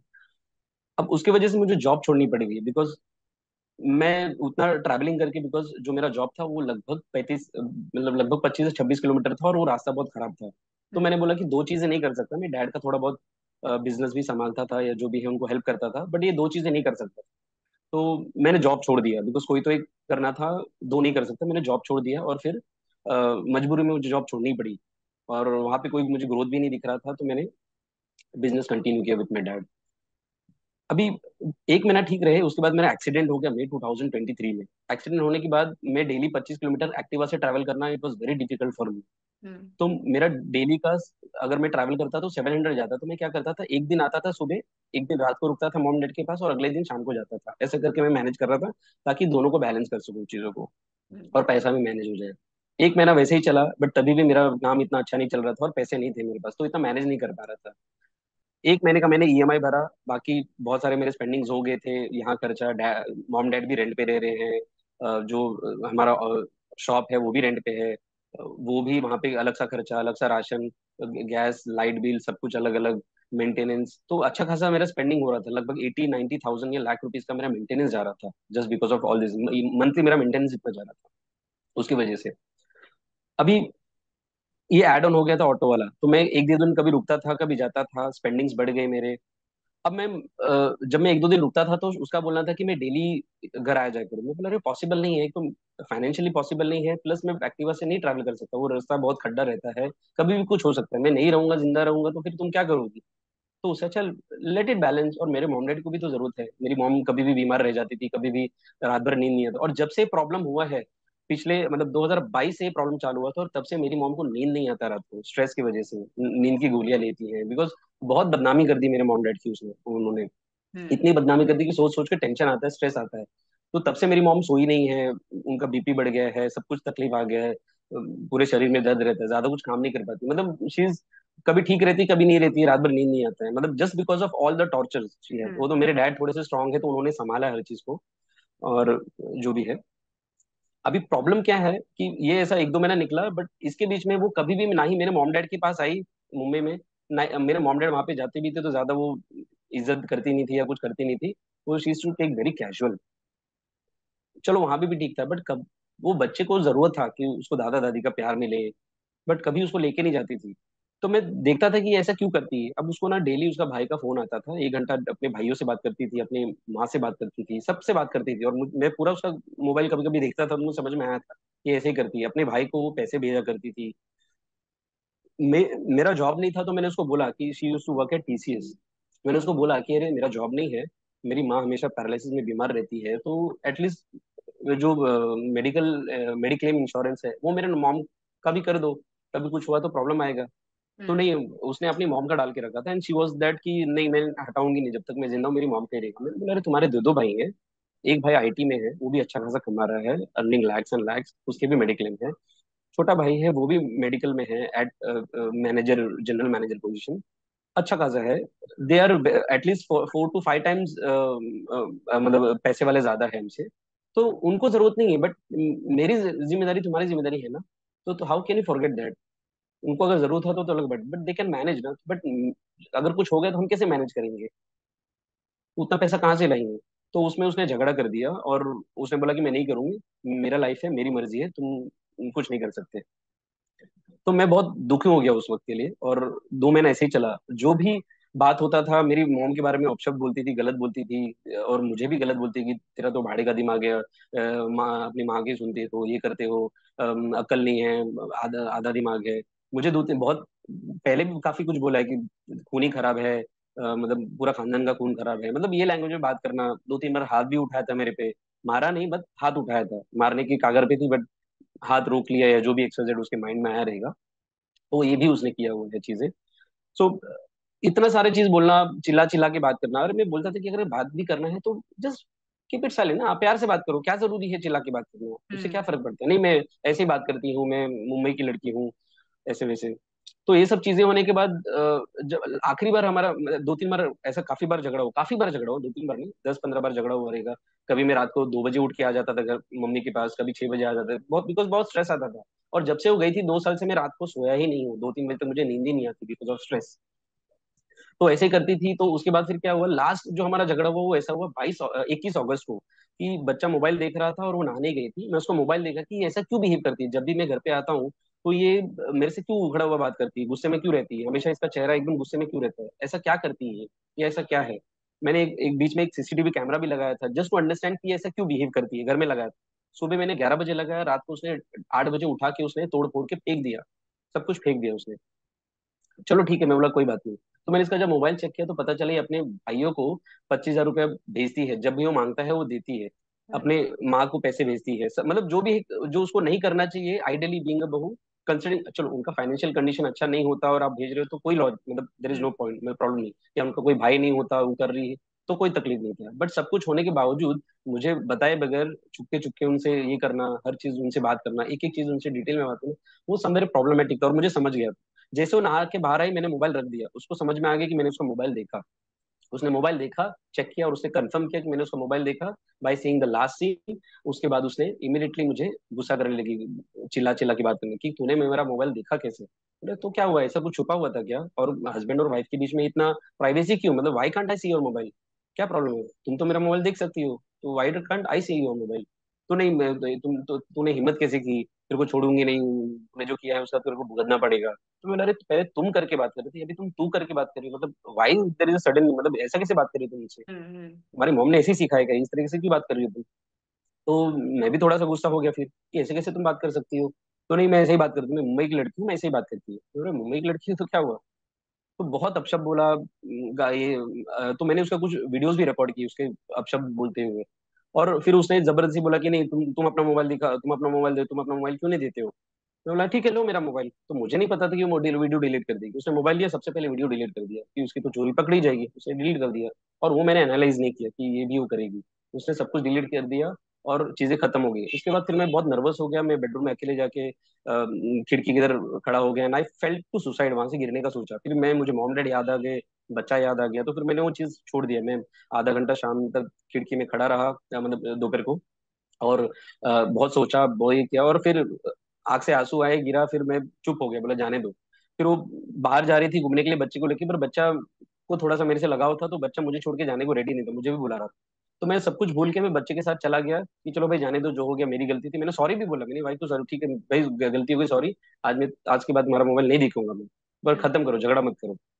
तो उसके बाद फिर मैं नॉर्मल हो गया, अच्छे से बात करने लगा, वो भी अच्छे से बात की, हम घूम के आए। वहां तक वो अच्छे से बात कर दी, फिर वो वैसे बिहेव करने लगी, उल्टा सीधा बात करने लगी। तो मैं रात भर नींद नहीं आया, मैं स्ट्रेस में सोचते रहा कि ये ऐसा क्यों बात करती है, ऐसा क्या है, अब तो मैंने गलती मान ली, फिर भी ऐसा क्यों बात करती है? मुझे नींद नहीं हो, मैं बहुत तकलीफ में था। तो मैं सुबह तक उठा और नहाया धोया और मैं घर से निकल पड़ा और मैं मॉम डैड की तरह आ गया और मैंने सोच लिया कि नहीं, अब मैं नहीं जाऊंगा, अब मैं इसका टॉर्चर और बर्दाश्त नहीं कर सकता। ये मैं जब भी जाऊं तो ये गुस्से में बात करती है, जूठा जूठा बात करती है, तो कुछ भी बोलती है, अपशब्द, मतलब हद से ज्यादा अपशब्द बोलना, तो नहीं, गाली गलौज करना। मैं बोला नहीं रह पाऊंगा, अब मैं ज्यादा बर्दाश्त नहीं कर सकता हूँ, इट्स अबाउ द हेड। आ गया रहने के लिए। मैं बोला अब अगर वो फोन करके बात करती है, बुलाती है, तो मैं जाऊंगा, नहीं तो मैं नहीं जाऊंगा। एक हफ्ता उसने मुझे फोन ही नहीं किया।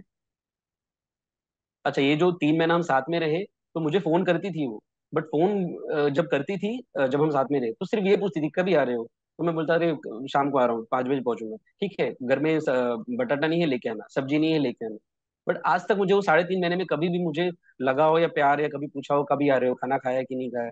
मेरी मॉम हमेशा पूछती थी, बट वो कभी नहीं पूछी मुझे कि आज खा के नहीं गए तो वहां पे कुछ खाया कि नहीं खाया, कभी नहीं। मैं बोला ठीक है चलो, नहीं ख्याल रखती, कोई तकलीफ नहीं, मुझे प्रॉब्लम नहीं। मैंने वो वही 3.5 महीने के दरमियान मैंने उसके डायरी में लिखा हुआ देखा कि मुझे अपने हस्बैंड से और अपने इन लॉ से दूरी बना के रखना है, ना ही उनको मुझे बुलाना है, ना ही मुझे उनके घर जाना है। और वो 3.5 महीने में वो कभी भी मेरे मुंबई वाले घर पे आई नहीं। चलो मैं बच्चे को लेके जाती हूँ या कभी मॉम डैड को बुलाती हूँ, सास ससुर को बुलाती हूँ, कभी नहीं। हम्म मतलब तो वो गलत था। अगर आपको दूर रहना कोई प्रॉब्लम नहीं है, बट कम से कम आप बात तो कर सकते हो, कम से कम आप रिलेशन तो मेंटेन कर सकते हो। मैं शायद एक बार आपकी मॉम डैड से बात नहीं करूँ तो शायद एक बार चल भी जाए, but you can not ignore my parents. How can you ignore? तो एग्जैक्टली। वो चीजें थी। तो बात ही नहीं करती थी कभी भी, कभी भी फोन पे बात नहीं करना, कुछ नहीं, इग्नोर करना, ध्यान ही नहीं देना। मैं बच्चे से वीडियो कॉल कराता था, सामने नहीं थे, कभी भी बात नहीं करती थी। मॉम डैड ने बोला जाने दो, कोई तकलीफ नहीं, कम से कम बच्चा है ना, ठीक है ना, कोई तकलीफ नहीं है। दोनों साथ में रहे, खुश रहे, वही सबसे उनका वही अप्रोच था, जैसा हर माँ बाप का होता है। अब मैं जब छोड़ के आ गया तो एक हफ्ता उसने फोन ही नहीं किया, फिर एक बार वीडियो कॉल किया तो मैंने नहीं उठाया, बट हम्म उसने वापस फोन नहीं किया, शी नेग्लेक्टेड इट। 2 हफ्ता उसने फोन नहीं किया, 3 हफ्ता फोन नहीं किया। मेरे मॉम ने फिर यहाँ से फोन किया कि अरे 2 हफ्ता हो गया, जा नहीं रहा है, क्या प्रॉब्लम है, तुम दोनों के बीच में ऐसा क्या प्रॉब्लम हो गया है? हम्म अच्छा, वो 3.5 महीने के दरमियान उसने जो बीच बीच में झगड़े किए थे, उसके लिए भी मेरे मॉम डैड समझाने गए, समझाए उसको कि अरे बेटा ऐसा मत करो, जो भी है बच्चा है तुम्हारा, कैसे रहोगी तुम, या ऐसे करोगी तो बच्चे का भविष्य खराब हो जाएगा, या जो भी है आपस में जो भी समझ, अभी तो हम अलग हो गए हैं, तो अभी एटलीस्ट आपस में प्यार मोहब्बत समझदारी रखो, और जो भी है 19-20 करके आगे जिंदगी जो, ऐसा मत करो। तो 2 दिन वो ठीक रहती थी, फिर वो ऐसे हो जाती थी, आई डोंट नो व्हाई। अब उसने फोन नहीं किया तो मैंने भी बोला कि नहीं, मैंने भी अपने मॉम डैड को बोल दिया कि अब बस हो गया, मैं पूरी जिंदगी भर इसका टॉर्चर नहीं सह सकता, इससे अच्छा मैं सुसाइड कर लूंगा, बट वहां पे मैं नहीं जाऊंगा, मैं नहीं जा सकता। तो मैंने मॉम डैड को ऐसा बोला तो वो समझ गए कि अभी शायद अति हो गया है, तो उन्होंने भी मुझे फोर्स नहीं किया जाने के लिए, और मैं यहीं रह गया। अब उसके बाद मैं, अगस्त का जो महीना था, सितंबर अक्टूबर से मैं कभी गया ही नहीं वहां पे। उसके बाद सिर्फ मैं अपने बच्चे से हफ्ते में 1-2 बार मिलने जाता था, वो भी 15-20 दिन में गया नहीं, उसके बाद से मैं मिलने जाने लगा कि कम से कम बच्चे से मिल के आऊँ। बच्चा तो मुझे ढूंढता है बहुत, तो मैं मिलने जाऊँ। मिल के आया मैं, हमेशा मतलब पिछले 3-4 महीने से यही कर रहा था। और इस दरमियान कहीं ना कहीं हमें सॉर्ट करना था, प्रॉब्लम को सॉर्ट करना था, तो हमने हमने जो हमारे रिलेटिव थे, जो बुजुर्ग थे हमारे खानदान के, उनको हमने बात करने के लिए भेजा कि हमने तो 4-5 लोगों से बात करा दिया, उनको ये गाली गलौज करते सब करते, चलो एक बुजुर्ग, बड़े जो बुजुर्ग है, जो सबसे खानदान में बड़े हैं, उनको भेजा हमने, हमारे रिलेटिव। उन्होंने बात किया, न्यूट्रल होकर बात की कि चलो भाई ठीक है, बैठ के बात करते हैं, डिफरेंसेस सॉर्ट करते हैं, अगर उसका कुछ 10 एक्सपेक्टेशन है, मेरा कुछ 10 एक्सपेक्टेशन है, तो let's fulfil 5 and let's come in between, कहीं तो एक बीच के रास्ते में आते हैं, लेट्स क्लोज द मैटर जो भी है। क्योंकि बच्चा हो गया ना, उसको उसका भविष्य नहीं बर्बाद कर सकते, हम्म और जिंदगी भी तो जीना है, ऐसे तो नहीं जी सकते। तो काफी सारे हमने कोशिश की, उन्होंने कोशिश की, तो उनको, उनका यही बोलना था कि गाली गलौज करना, मतलब उनके साथ भी गाली गलौज करना कि अरविंद को मार दूंगा, उसको बोटी बोटी कर दूंगा, तो मेरे को आप लोग जानते नहीं हो। तो उन्होंने बोला कि अरे, आज के डेट में दाऊद इतना बड़ा क्रिमिनल हो के वो नहीं मार पाया, या वो नहीं करा, एक चीटी मारने के लिए सोचना पड़ेगा, तो आप कैसे करोगे? नहीं, वो मेरे को जानता नहीं है, ये है। तो हम लोगों ने कभी समझा नहीं कि ऐसा क्यों बात करता है। तो पिछले 1 साल से हमें लगातार धमकियां दी जा रही है कि वो डाइवोर्स दे, दे के दिखा, दे डाइवोर्स दे और जा, वो तेरा बच्चा नहीं है, कभी आना नहीं मिलने के लिए, वो तेरा बच्चा नहीं है, वो घर है वो नाम कर। अच्छा, ये जो घर है उसके नाम पे करना है, ये मुझे जब से घर हमने लिया तब से वो मुझे नहीं बोल रही है कि मेरे नाम पे घर कर, मेरे नाम पे घर। मतलब, अरे क्या तकलीफ है, तुम्हारा भी नाम है मेरा भी नाम है, कोई प्रॉब्लम नहीं है।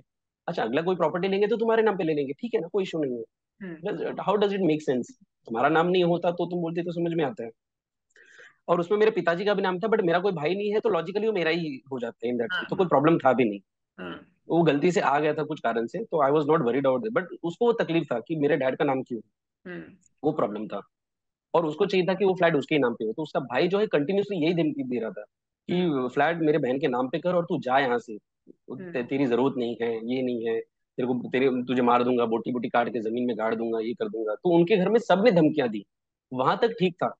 अब ये जब सितंबर गुजरा तो अक्टूबर में मेरे जो एक और अंकल थे वो समझाने गए कि चलो भाई आप लोग, उनको हमने कभी बताया नहीं, घर से हम यूजुअली बाहर बात लीक नहीं करते थे, कोशिश करते थे कि हम घर में, क्योंकि इज्जत की बात थी, इतना हर चीज नहीं बता सकते थे। बट उन्हें बोला, अरे अभी हमको, मेरे को पता चला है पूरा डिटेल, चलो मैं एक बार नंदिनी से बात करके समझा के देखता हूँ। मैं भी गया उनके साथ बात करने के लिए, तो वो बहुत झूठ झूठ बात की, और वो लोग है ना बहुत ही झूठा झूठा बात करते थे। 90% चीजें झूठ बोलते थे, लगा के बोलते थे। तो मैंने क्या, तो जो भी झूठ बोलते थे मैं तुरंत प्रूफ दे रहा था, क्योंकि मैंने प्रूफ जमा कर लिए थे इन 2 साल में, काफी सारे मेरे पास प्रूफ थे। तो जब भी झूठ बोलती तो मैं दिखाता था, ये देखो अंकल, ये देखो झूठ बोल रही है। तो उसको हो गया चिढ़। जब 2-3 चीजें मैंने दिखाई तो बहुत चिढ़ गई वो। और उसमें फिर उसने मेरे को धमकी दे दिया कि तेरे को जेल में चक्की पिसवाऊंगी, और जिस दिन मैंने मेरा भाई को बोल दिया ना तेरे को जान से मार देगा, तो उस दिन तेरे को मार देगा। मैं बोला, देखो अंकल कैसे बात कर रही है। हम्म। फिर एक और बोलती है कि तेरे को श्राप देती हूँ मैं, तू जिंदगी भर खुश नहीं रहेगा। तो मैं बोला, देखो अंकल कैसे बात कर रही है। तो बोलती है, मैं मुंबई की लड़की हूँ, मैं ऐसे ही बात करूंगी, ठीक है, तो मतलब वो लैंग्वेज में बात करने लगी। बोला देखो, मतलब वो सब चीजें, मैं बोला यार मैं इसका बात लाइटली लिया, मतलब चीजें इग्नोर किया, मैं जस्ट लेफ्ट इट। उनको भी समझ गया कि अभी समझा नहीं सकते, बिकॉज चीजें काफी दूर हो गई। मेरा दिल दिल है ना उस दिन टूट गया, मतलब बहुत ही ज्यादा टूट गया, कि अब तक तो उसके भाई धमकी दे रहा था, माँ धमकी दे रही थी, उसके पिताजी धमकी दे रहे, वहां तक ठीक था। बट अब ये धमकी दे रही तो मैं इसके साथ रहूं कैसे। ये तो कभी भी मुझे जेल में डलवा देगी, ये तो कभी भी कुछ इल्जाम लगा देगी, ये कभी भी मेरे पिताजी पे कुछ गलत इल्जाम लगा देगी, कुछ भी करेगी, क्योंकि उसको चाहिए कि मैं उसके हिसाब से चलूं। उनका जो इंटेंशन था वो मैं लास्ट में बताता हूँ क्यों ऐसा हो रहा था, मुझे जो समझ में आया। बट ये वैसे ही कर रही थी। तो मैंने समझ लिया कि अब इसको समझाने बुझाने का सब कुछ टाइम खत्म हो गया है, अब इसको मैं कुछ नहीं कर सकता। टाइम हैज गॉन, मतलब सब कुछ खत्म हो गया है, क्योंकि ये अब धमकी दे रही है तो ये समथिंग बहुत ही ज्यादा डरावना है, कुछ भी कर सकती है, और वो बहुत डेंजरस थी। काफी बार मैंने कोशिश की कि वो जो बदसलूकी करती थी उसका मैं वीडियो निकालूं, चुपके से तो नहीं, बट सामने निकालता कि ये मैं निकाल रहा हूँ वीडियो, तुम बोलो क्या बोलना है तुम्हें। बट वो मतलब अपना बिहेवियर, व्यवहार चेंज कर लेती थी, जो चिल्ला चिल्ला की बात करके गुस्से से बात करती, जैसे मैं उसको पता चला वीडियो निकाल रहा हूँ तो अपना अप्रोच चेंज कर देती थी वो तुरंत, मतलब थोड़ा सा सॉफ्ट हो जाती थी। और उल्टा मेरे पे इल्जाम तुम मेरे साथ ऐसा क्यों कर रहे हो, मतलब बहुत ही बुरा एक्टिंग, मतलब वैसा करने लगती थी। तो फिर मैं समझ गया कि इसका मैं कुछ नहीं कर सकता, इसको मैं नहीं समझा सकता, ना ही कोई इनको समझा सकता है। मैं वहां से, मेरा दिल खत्म हो गया अक्टूबर में, मैं जस्ट लेफ्ट इट। वो अंकल थे, उनको अभी ये समझाने के लिए भेजना था कि भाई अब क्या करना है, आगे रहना है या नहीं रहना है, और अलग रहना है तो साथ में प्यार से जाना है या झगड़ा करके जाना है, मतलब कंटेस्टेड करना है या म्यूचुअली करना है। हम्म। पर वो बात करने को ही रेडी नहीं थे। तभी भी गाली गलौज, अरविंद को बोलो ऐसा करने, नहीं तो मार दूंगा, उसको काट दूंगा। तो इनको भी समझ गया कि अब बात करने से कोई फायदा नहीं है, लेट्स पैक इट अप। उन्होंने भी बात करना बंद कर दिया कि भाई ये लोग इतना गलत बात करते तो कैसे करें। वहां से मैटर खत्म हो गया। अब उनके बाद, उसके बाद क्या हुआ, दिसंबर में उसकी माँ और उसका भाई दोनों मेरे घर पे आके रहने के लिए, जो उनका पहले का प्लान था कि हम यहाँ पे रहे, मैं आना जाना करूँ, उसकी माँ का सोच था कि मैं बेटी के घर पे आना जाना करूँ, रहूं और मैं संभालूं, और मैं I become the leader of this house, मतलब मैं ये चीज करूँ। वो हो गया, वो उसकी माँ आ गई, उसका भाई आ गया, रहने लगे। और तब से मेरा वहां पे मेरा बच्चे को मिलना बंद हो गया। जिस दिन वो लोग आए उसके 2 दिन के बाद जब गया मैं घर पे, तो पता चला कि ये लोग आए हुए रहने के लिए, और मैं समझ गया कि अभी ये जाएंगे नहीं। और उन्होंने लंबा प्लान करके ही आए थे, ऐसा उन्होंने मुझे मेरे रिलेटिव को बताया था। तो उस दिन हमारे बीच में कुछ बहस हुई कि मैंने पूछा कि यार जब मैंने आपको मना किया, मेरी मेरी सास को मैंने बोला कि मैंने अगर आपको मना किया था नहीं आने के लिए अपने बेटी के घर पे, तो आप क्यों आए हो, आप अपना बेटी का घर क्यों बर्बाद कर रहे हो। जब हमारे बीच में इन्फ्लुएंस प्रॉब्लम चल रहे हैं तो आपको नहीं आना चाहिए ना, या जो था तो बात करके आना चाहिए। आप मेरे घर पे क्यों आए, वो भी रहने के लिए, 1-2 दिन आके जाओ अपने घर पे। तो हम्म। उसमें उसने झगड़ा कर दिया, मेरे बच्चे को छीन के मेरे गोदी से ले लिया और बोला जा करके इधर आने का नहीं, ये जो भी आज के बाद आना नहीं। उसके बाद उसके बड़े भाई ने मेरे रिलेटिव के पास फोन करके बोला, जो उनसे बात कर रहे थे, उसको धमकी दिया कि वापस अगर आएगा तो इसको इसको मैं जान से मार दूंगा, ये कर दूंगा, मतलब। तो मुझे पता था कि उनका बैकग्राउंड थोड़ा सा खराब है, तो हम कभी मिलने नहीं गए। तो उसके उसके बाद मतलब दिसंबर जनवरी, ये 2 महीना हो गया मैं अपने बच्चे से मिला ही नहीं, और शायद आगे भी मैं जाऊंगा नहीं जाऊंगा, ऐसा नहीं है कि मतलब बस विवाद में नहीं पड़ना है। और हम्म। जब हमने इनका बैकग्राउंड का पता लगाया दिसंबर में, तो पता चला कि इनका थोड़ा थोड़ा बैकग्राउंड हमें पता चल रहा था बाय द रिलेटिव्स, बट हम कभी डीप में घुसे नहीं। जब दिसंबर में हम उनकी डीप में घुसे तो पता चला कि 2017 में जब हमारी शादी फिक्स हुई थी, वही टाइम पे दिसंबर 2017 में इसने मेरे बड़े साले ने, मतलब नंदिनी के बड़े भाई ने अपने ससुर को मार के हम्म। प्रॉपर्टी करोड़ों का हथिया लिया है, सिटी हाँ। कैपिटल। करोड़ों का प्रॉपर्टी हथिया लिया है, उसको मारा भी है, थोड़ा बहुत पंचायत वगैरह भी हुआ था, कुछ लोग भी आए थे, जो कास्ट के सेम कास्ट थे वो लोग भी आए थे, और वो सब चक्कर की प्रॉपर्टी हथिया लिया है, और वहां पे अभी वो रहते हैं, उसकी बीवी भी और वो भी रहते हैं, मतलब हथिया ही लिया है सब, कर लीजिए अभी वो अच्छा। उनके कब्जे में ही है वो चीज। हम्म। ये तो एक चीज पता चली। फिर बाद में ये पता चला कि अच्छा, ये चीज मुझे एक और आदमी ने बताया था, जब हम पंचायत के लिए बात करने गए थे कास्ट वाले लोगों के पास, जो समाज होते हैं उनके पास गए थे, तो उन्होंने भी बताया, उन्होंने सामने से बताया कि ये आदमी को तो मैं जानता हूँ, इसके साथ ऐसा ऐसा हुआ था। हम्म। तो उन्होंने बताया कि ऐसा ऐसा उन्होंने अपने ससुर को मार के प्रॉपर्टी हथिया लिया हुआ है। तो हमको तभी पता चला, बट बोला जाने दो, जो भी है, अब फंस गए तो क्या करें।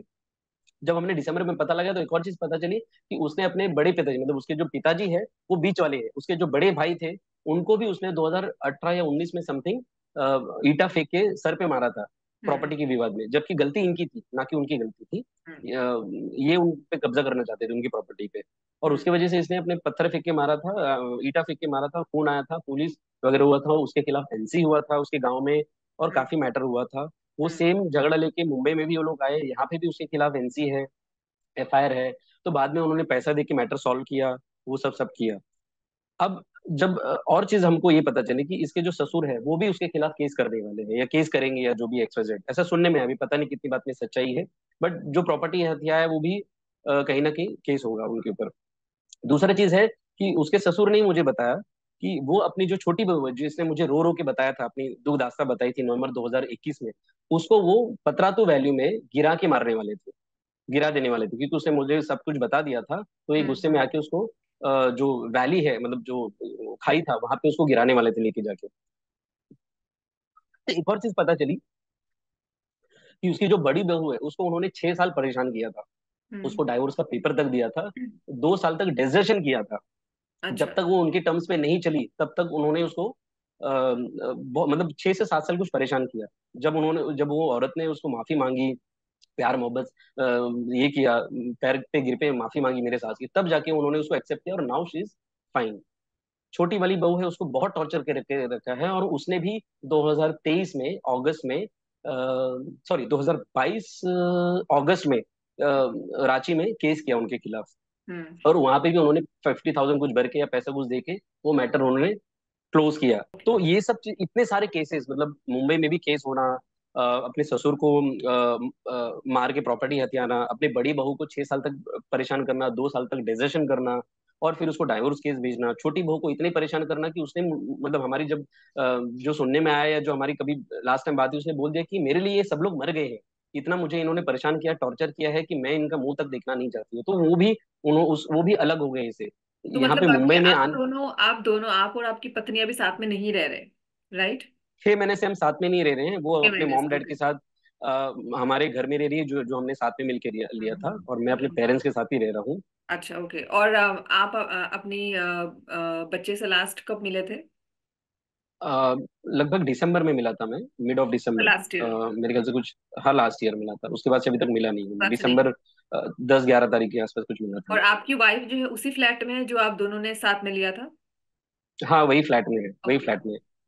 ओके। बट अभी क्या है कि मैंने EMI नहीं भरा है 7-8 महीने से, तो अभी मुझे 2 नोटिस आए हैं, और अभी वो नीलाम भी हो जाएगा, and I am okay with that. जैसे मैंने बताया कि वो पूरे रिलेटिव्स को बोलते फिर रही है कि मैंने 3 भरा है, she has spend 25 lakh, where is the fact is, मतलब जो मेरे अकाउंट से ट्रांसफर जा रहा है वो तो झूठ नहीं बोलेगा ना, आप झूठ बोल सकते हो, मैं बोल सकता हूँ, अकाउंट कभी झूठ नहीं बोलेगा, एविडेंसेस कभी झूठ नहीं बोलेंगे। तो उन्होंने बहुत ही हैवॉक और अजीब सा सिचुएशन क्रिएट करके रखा है कि वो बहुत प्रताड़ित है या जो भी है, बट फैक्ट्स और फिगर्स पे बात ही नहीं करते हैं लोग, झूठ ही बात करते हैं।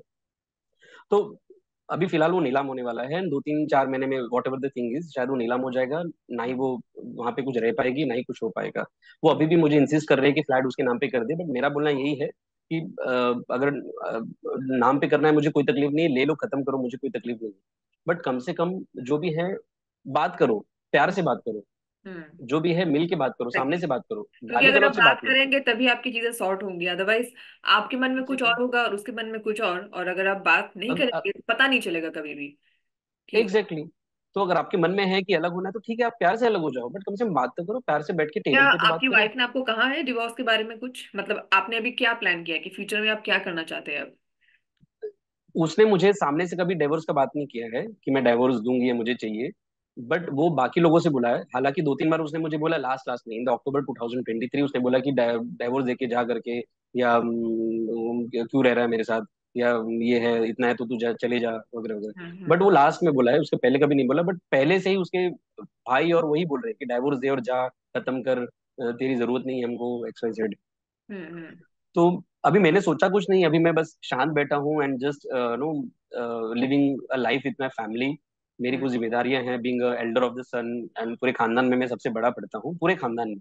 तो मेरी काफी सारी जिम्मेदारियां हैं। मेरी हम्म सिस्टर का शादी हो गया, मेरी मॉम हमेशा तबीयत खराब रहता है, पैरालिसिस है, तो वो सब सब जिम्मेदारियां हैं घर के।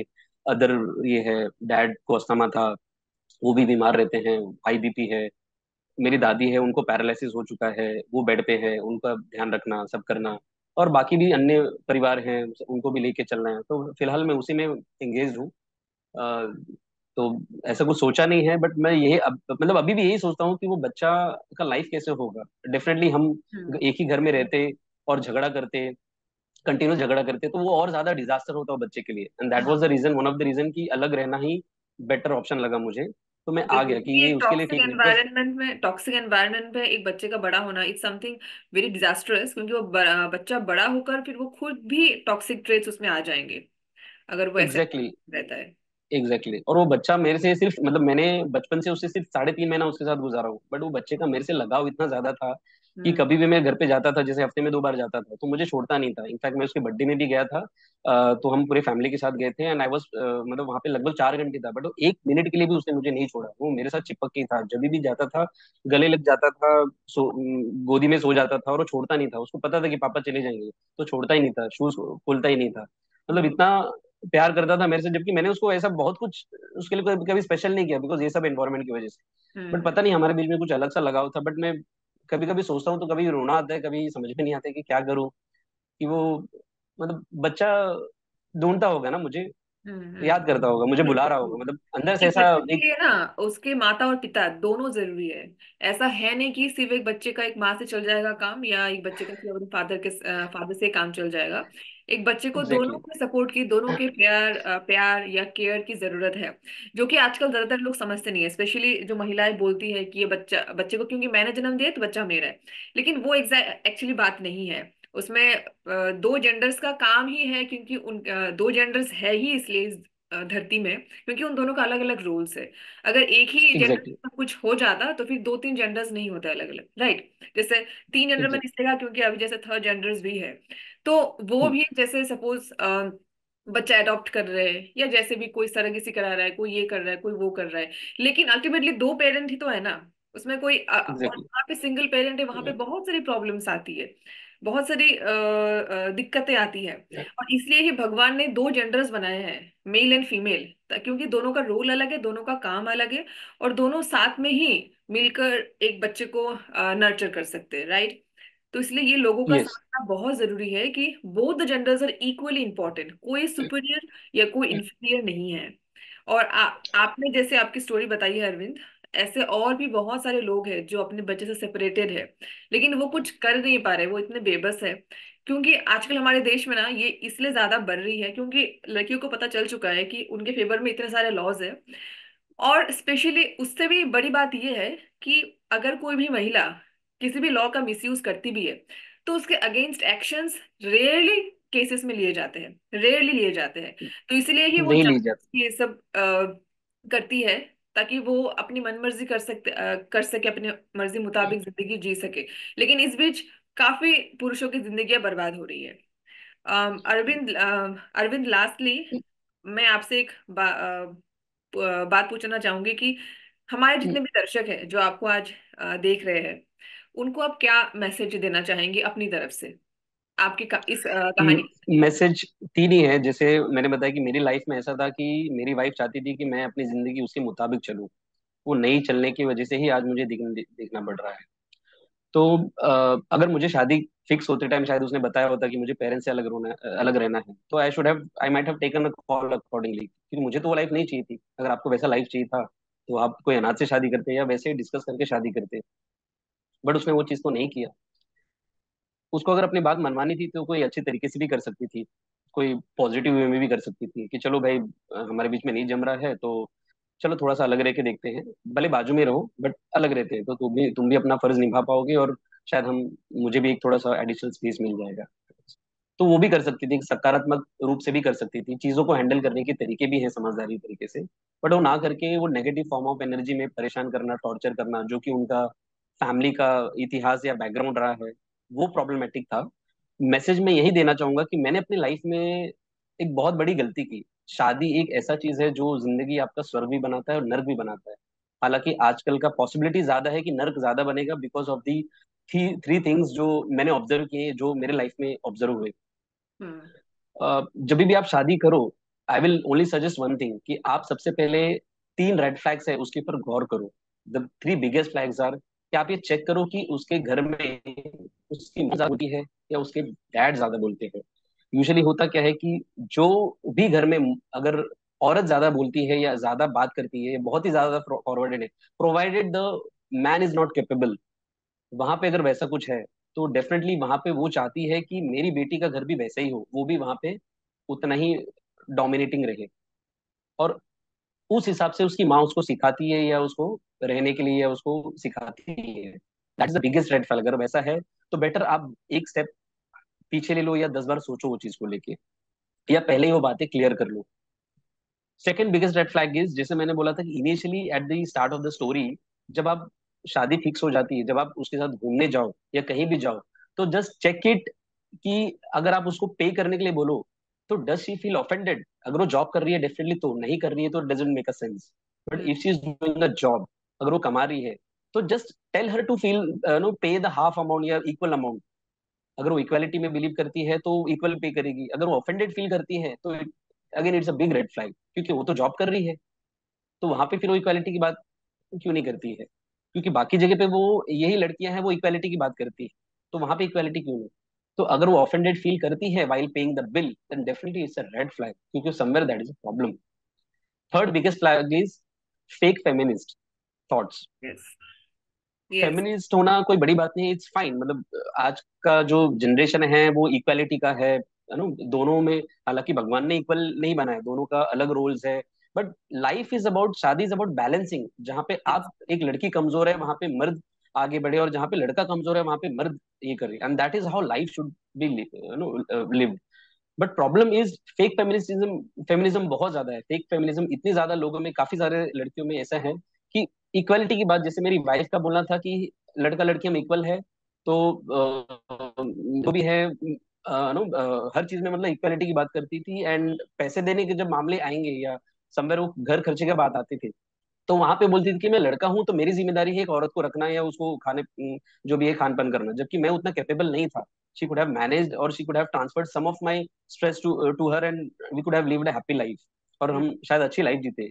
बट उसका बोलना था कि मेरी जिम्मेदारी है, तो मेरे पे बहुत प्रेशर डालती थी कि मैं अलग कुछ काम करूं और स्ट्रेस करूं, ताना मारना कि तुम कुछ काम नहीं कर सकते, तुम ये है तो इतना ही कमा रहे हो, ये जो भी एक्स्ट्रा जेड, जबकि मैं इनकेपेबल नहीं था, बट समवेयर मेरा फील्ड ऐसा था कि मैं इतना जल्दी ग्रो नहीं कर सकता था। Hmm. That was the real problem. जबकि वो आईटी में थे तो it was very easy for her to get good job और गुड अर्निंग्स। बट वो कभी भी उसने मुझे हेल्प नहीं किया। इक्वालिटी की बात वो कहीं करती थी कहीं नहीं करती थी। मेरा बोलना ये था कि अगर इक्वालिटी है या सब कुछ है, तो फिर स्पेंडिंग हाफ हाफ क्यों नहीं? जब मेरा अगर लाख रुपए खर्चा है, तो वहां पे तुमने 50,000 क्यों नहीं ये किया? She could have manage that. But hmm. वो नहीं, वहां पे वो नहीं, वहां पे वो चीज नहीं था। हम्म। तो ये सब जो चीजें हैं, फेक फेमिनिस्ट वाला है कि इक्वालिटी का बात कहीं करना कहीं नहीं करना। जब उसकी बारी आए तो बोलना कि मेरी लाइफ है मेरी मर्जी है, जब मेरी बारी आए तो तुम नहीं कर सकते, तुमने शादी की है मुझसे, तो हम्म। तुम अपने हिसाब से नहीं कर सकते। तो this is a fake feminism. तो बिल्कुल। जब ये प्रॉब्लम आता है तो दैट, मतलब ये सब चीजें अगर कोई भी लड़की या कोई लड़के में भी है ऐसा कुछ है, तो डेफिनेटली दैट नो, मतलब आप अच्छी जिंदगी नहीं जी सकते। You will always be in a no toxic environment. और आप, अगर आप मेंटली स्ट्रांग हो तो शायद आप चीजें जी लोगे, वीक हो तो आप सुसाइड कर लोगे। That is how to. So hmm. You have to watch this three red flags before getting married, because this is the path towards your hell और हेवन। एंड बिल्कुल। आजकल हेल ज्यादा है, so you have to understand it very very very maturely. बिल्कुल। बिल्कुल। मैंने जब शादी की, so I was very much immature, 27 years of age, दुनियादारी मैंने नहीं देखी थी, तो मैंने ये सब चीजें एनालाइज नहीं की। आज मैं एनालाइज करता हूँ। काफी सारे चीजें उन्होंने मुझसे झूठ बोली थी।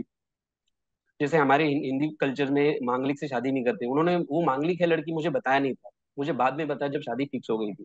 तो काफी सारे झूठ उन्होंने मुझे हमें बोले और हमने वो चीजें को इग्नोर किया। काफी सारे इंसिडेंसेस हमने इग्नोर किया, जबकि fact is that God give you a chance. वो आपको इंट्यूशनली बताता है, आप वो यस। इंट्यूशन को समझो, हम्म। वो चीजों को समझो। आपको गॉड भगवान जो है कभी भी आपको डायरेक्टली गड्ढे में नहीं गिराएगा, वो आपको बताएगा कि आगे गड्ढा है, आप वो चीजों को हम्म। समझो। अगर आपने इग्नोर किया, your life will become hell like me. बहुत खूबसूरत बात कही है आपने कि आप डायरेक्टली गड्ढे में नहीं गिरते। आपको पहले वो इशारे मिलते हैं, जिसे हम इंट्यूशन कहते हैं। और ये जो आपने कहा ये भी बिल्कुल सही बात है कि रेड फ्लैग्स एक्चुअली दिखते सबको है, लेकिन मे बी प्यार ज्यादा स्ट्रांग होता है तो वो रेड फ्लैग्स को लोग इग्नोर करते हैं। एंड वो सोचते हैं कि शादी कर लेंगे तो सब ठीक हो जाएगा। लेकिन अगर no but is perfect actually, अगर मुझ में कोई कमी है तो करेक्ट। आप में भी कोई कमी है, सब में कुछ ना कुछ एब्सोल्यूट। कमी है। एब्सोल्यूट। लेकिन absolute. Red flags are something else, like वो कुछ ऐसी चीजें है ना जो अनयूजुअल होगी, जिसे देखकर आपके दिमाग में एक बार स्ट्राइक करेगी कि ये क्या सही कर रही है वो, या क्या वो सही कर रहा है। करेक्ट। तो करेक्ट। लोगों का ये करेक्ट। कैच करना एंड उस चीज को एनालाइज करना, जैसे आपने कहा, बहुत जरूरी है, क्योंकि शादी हमारे कल्चर में बार बार नहीं होती। और हमारे कल्चर में exactly. Divorce is a taboo. Even तो वहां पे टैबू वाली कोई बात नहीं है, लेकिन जैसे हमारे कल्चर में डिवोर्स को टैबू माना जाता है। एंड जैसे कि हम सब ने यस। देखा है, डिवोर्स लेने के लिए भी कितनी प्रॉब्लम्स का सामना करना पड़ता है, लड़कों को स्पेशली बहुत सारी प्रॉब्लम्स का सामना करना पड़ता है। तो इन सब प्रॉब्लम से, और अगर लड़की ने केसेस कर दिए लड़के पर, झूठे ही सही, तो फिर 10 साल तो ऐसे ही बर्बाद। तो इन सब चक्करों में पड़ने से बेटर है कि आप पहले रेड फ्लैग्स को एनालाइज कीजिए। आप चाहे सिंगल रह जाइए, थोड़ा लेट शादी कीजिए, करेक्ट। लेकिन गलत इंसान से शादी करके जिंदगी, जैसे आपने कहा, नर्क ना बनाइए, राइट। तो ये बहुत यस। जरूरी है करेक्ट। लोगों का जानना, और आपने बहुत सही 3 रेड फ्लैग्स के बारे में लोगों को आज बताया है। And I think this is going to help people a lot. And Arvind, we are really thankful to you कि आपने खुद से हमें अप्रोच किया, और आपने कहा कि आप अपने कहानी के जरिए लोगों को अवेयर करना चाहते हैं कि क्या करना यस। सही है और क्या नहीं। और ये बहुत कम लोग कर पाते हैं, Arvind. And we need more people like you, जो ऐसे लोग हेल्प करे लोगों को। इनफैक्ट पहले से उनको अवेयर करे कि कौन कौन सी चीजें देखकर वो अपने लाइफ पार्टनर को चूज करे। So we are really very thankful to you कि आपने हमें आज ज्वाइन किया, and you gave your time. And this yes. interview is going to be really really beneficial for all our audience जो ये podcast आज देख रहे हैं। So thank you very much for that. yes, so Arvind, thank you once again. And अगर आप चिंता मत कीजिए, I know right now you are in a very bad phase of your life, लेकिन सच्चाई की हमेशा जीत होती है, बुराई की जीत कभी नहीं होती है, सच्चाई और अच्छाई यस। की जीत होती है, राइट। सत्य परेशान होता है, पराजित नहीं होता है। बिल्कुल बिल्कुल। And that's what it formal is. India जो है, हमने ये एनजीओ इसलिए स्टार्ट किया है ताकि हम सभी विक्टिमाइज्ड पुरुषों के साथ खड़े रहे। एंड हम ये पूरी कोशिश कर रहे हैं कि हम ऐसे जो विक्टिमाइज्ड पुरुष है, जो किसी ना किसी वजह से वो जो प्रताड़ित है या प्रताड़ित हुए हैं, उनकी हम जैसे भी हो हम मदद करें। एंड इनफैक्ट हम ये भी कोशिश कर रहे हैं कि हम धीरे धीरे करके कुछ ऐसे स्टेप्स ले, जिससे कि हम इन फ्यूचर जो हमारे देश के जेंडर बायस लॉज है, उन्हें चेंज करने की कोशिश करें। So we have a lot of plans. लेकिन Arvind, we are always there with you. आपको कभी किसी चीज की जरूरत हो, then we are definitely there for you.